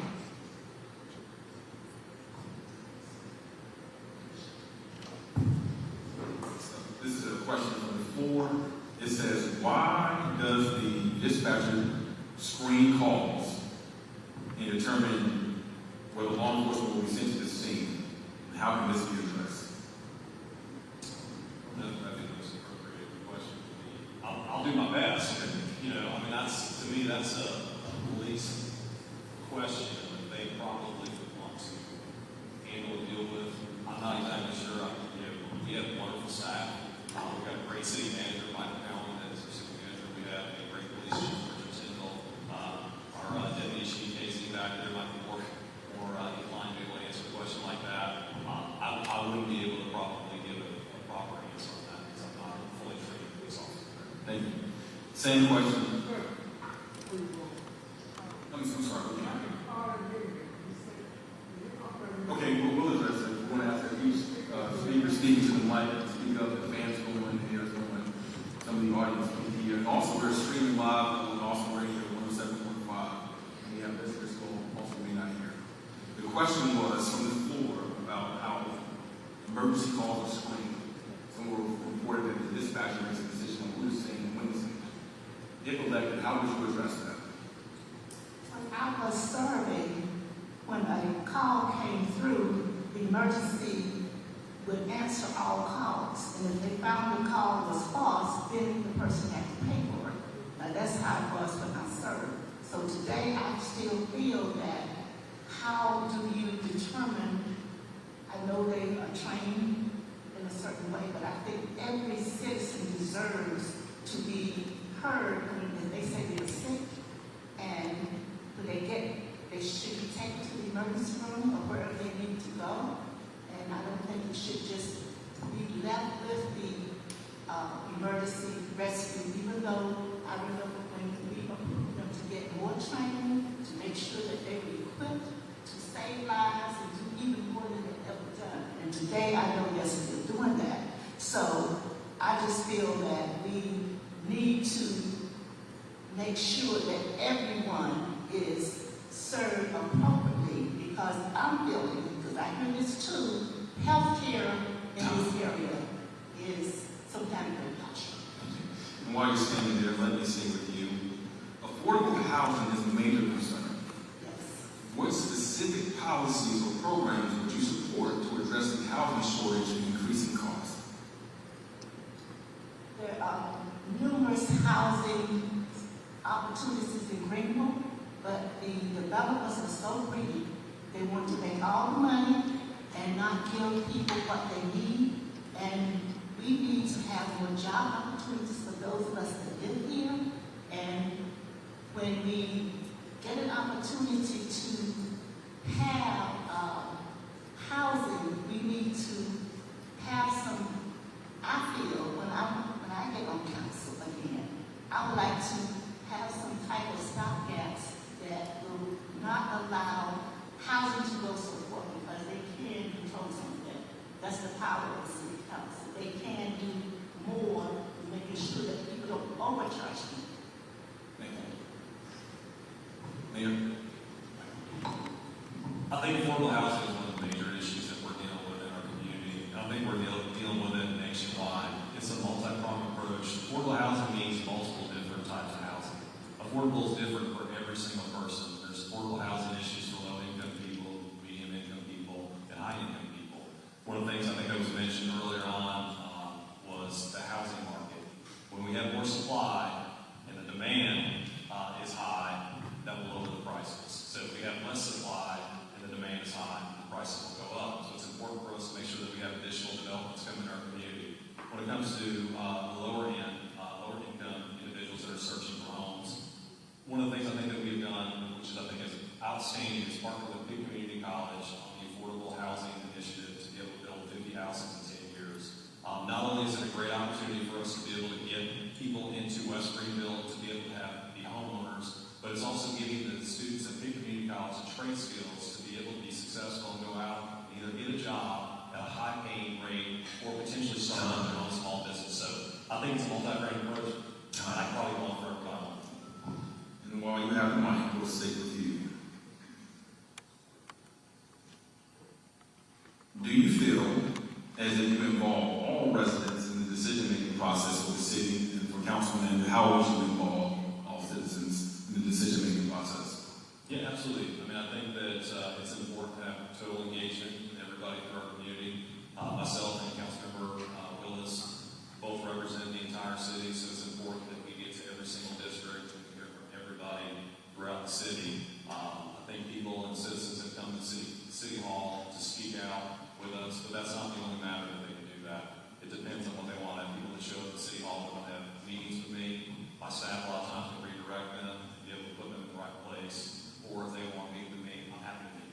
I have no problem with meeting with people. You can send us emails to engage with myself or any other council members. But I think it's important that we engage with everybody throughout the community so we can hear and understand what the issues are, how we can solve those issues as a council.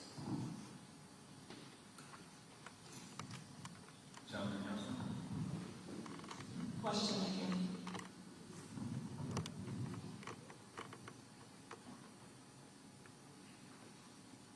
How would you involve all residents in the decision-making process for the city? Well, right now, we have boards and commissions that I will continue asking people to serve on, because there's a lot of power in serving on the boards. Also, in our communities, we need to have more people engaged in the community. And this is what I've always challenged people to do: be involved where you live. And because if you don't get involved, decisions will be made, you will be left out. So I would encourage more people to be involved. Like I did in the past, I had a newsletter that the former councilman Sloan and I worked on together. So newsletters was important. We had rallies in our community to discuss issues. We even brought residents to City Hall to talk about the concerns that they had. So I will be doing some of the same kinds of things again, as well as making sure that social media, those of us that like that better, but there will be a way that all people could be engaged in our community. And as you're standing, we'll now move into our closing statement. You will have 90 seconds to address the audience. Okay. Well, you've heard us tonight, and I would just like to say that you're looking at a well-trained individual, lots of leadership experience in this community already. I'm still willing and able to learn and share love to our citizens, and would like for you to consider a person that will be everybody's mayor at all times. That is Mildred Atkinson Council. So will you please vote, early voting first, starting October the 16th through November 1, and election day, November the 4th. Thank you so much.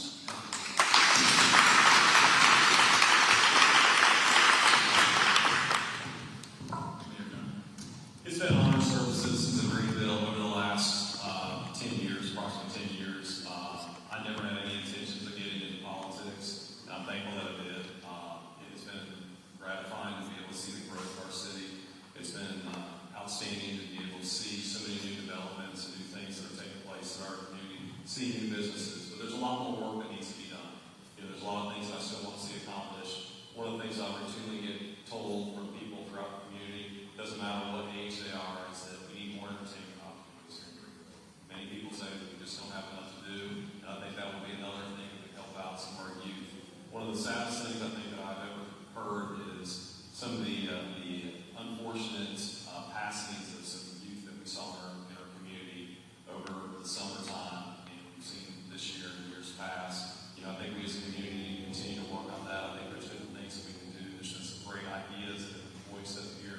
tonight. I'm hopeful that we'll be able to implement some of those and make our community a nicer and safer place. It's been an honor again to serve over the last 10 years for the city of Greenville.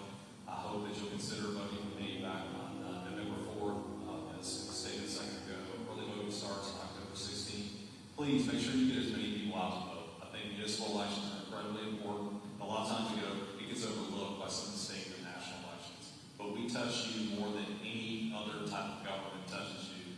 And so it's important to go out there and voice your opinion.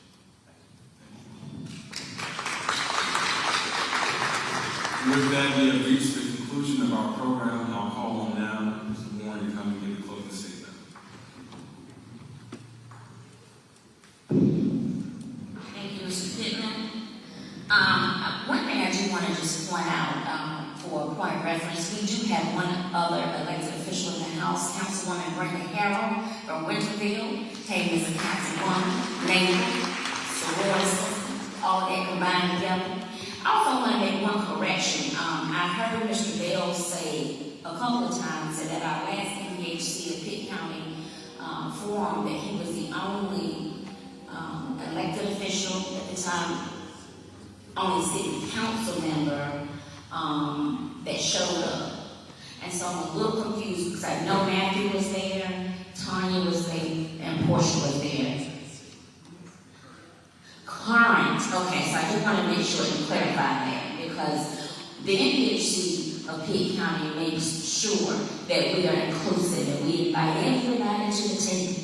And so everybody that showed up here tonight that has a tent in front of them or not in front of them were invited. And they accepted the opportunity to come and address whatever needs to be addressed, specifically their platforms, specifically talking about how they can serve best in their roles. I'm exceptionally happy to see that our neighbors from Aden and Winterville and Farmville and Bethel accepted that opportunity as well. Thank you so much. Because we are in the county, not just the city. Specifically Winterville, I got a little something like that. But I also want to say thank you to all of you that showed up. What we wanted to do was offer everyone a very informed, professional environment where they felt safe. So major kudos to the Greenville Police Department for not only coming in large numbers, but providing the metal detectors. We could not have done that without you because we are not blind, we're not deaf, we're not dumb. And we see a lot, we've heard a lot. This particular election season is like none I've seen in the past. And so what we always want to do is make sure that people feel safe enough to come and be a part of something that when they walk out, they feel as though they were not only informed, but they were safe enough to make an informed decision and then go and cast your vote. To the NPHC of Pitt County, we did that collectively, unified.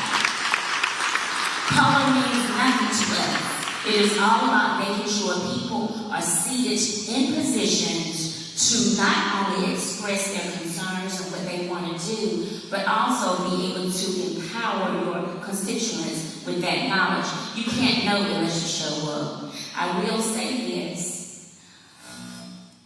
Councilwoman Willis, I think you were addressed a little harshly, and I want to apologize to you for that. You're welcome. And I want to also say to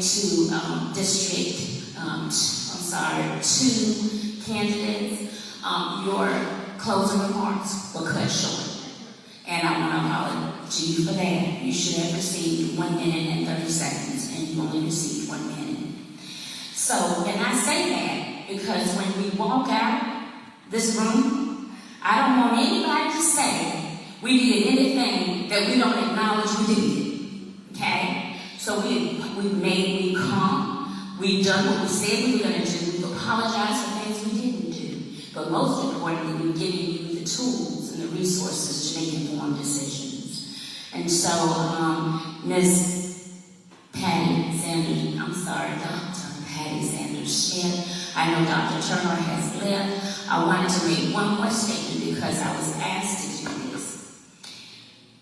You see all of the police officers here. I know that there is some theory in our community that we're being over-policed.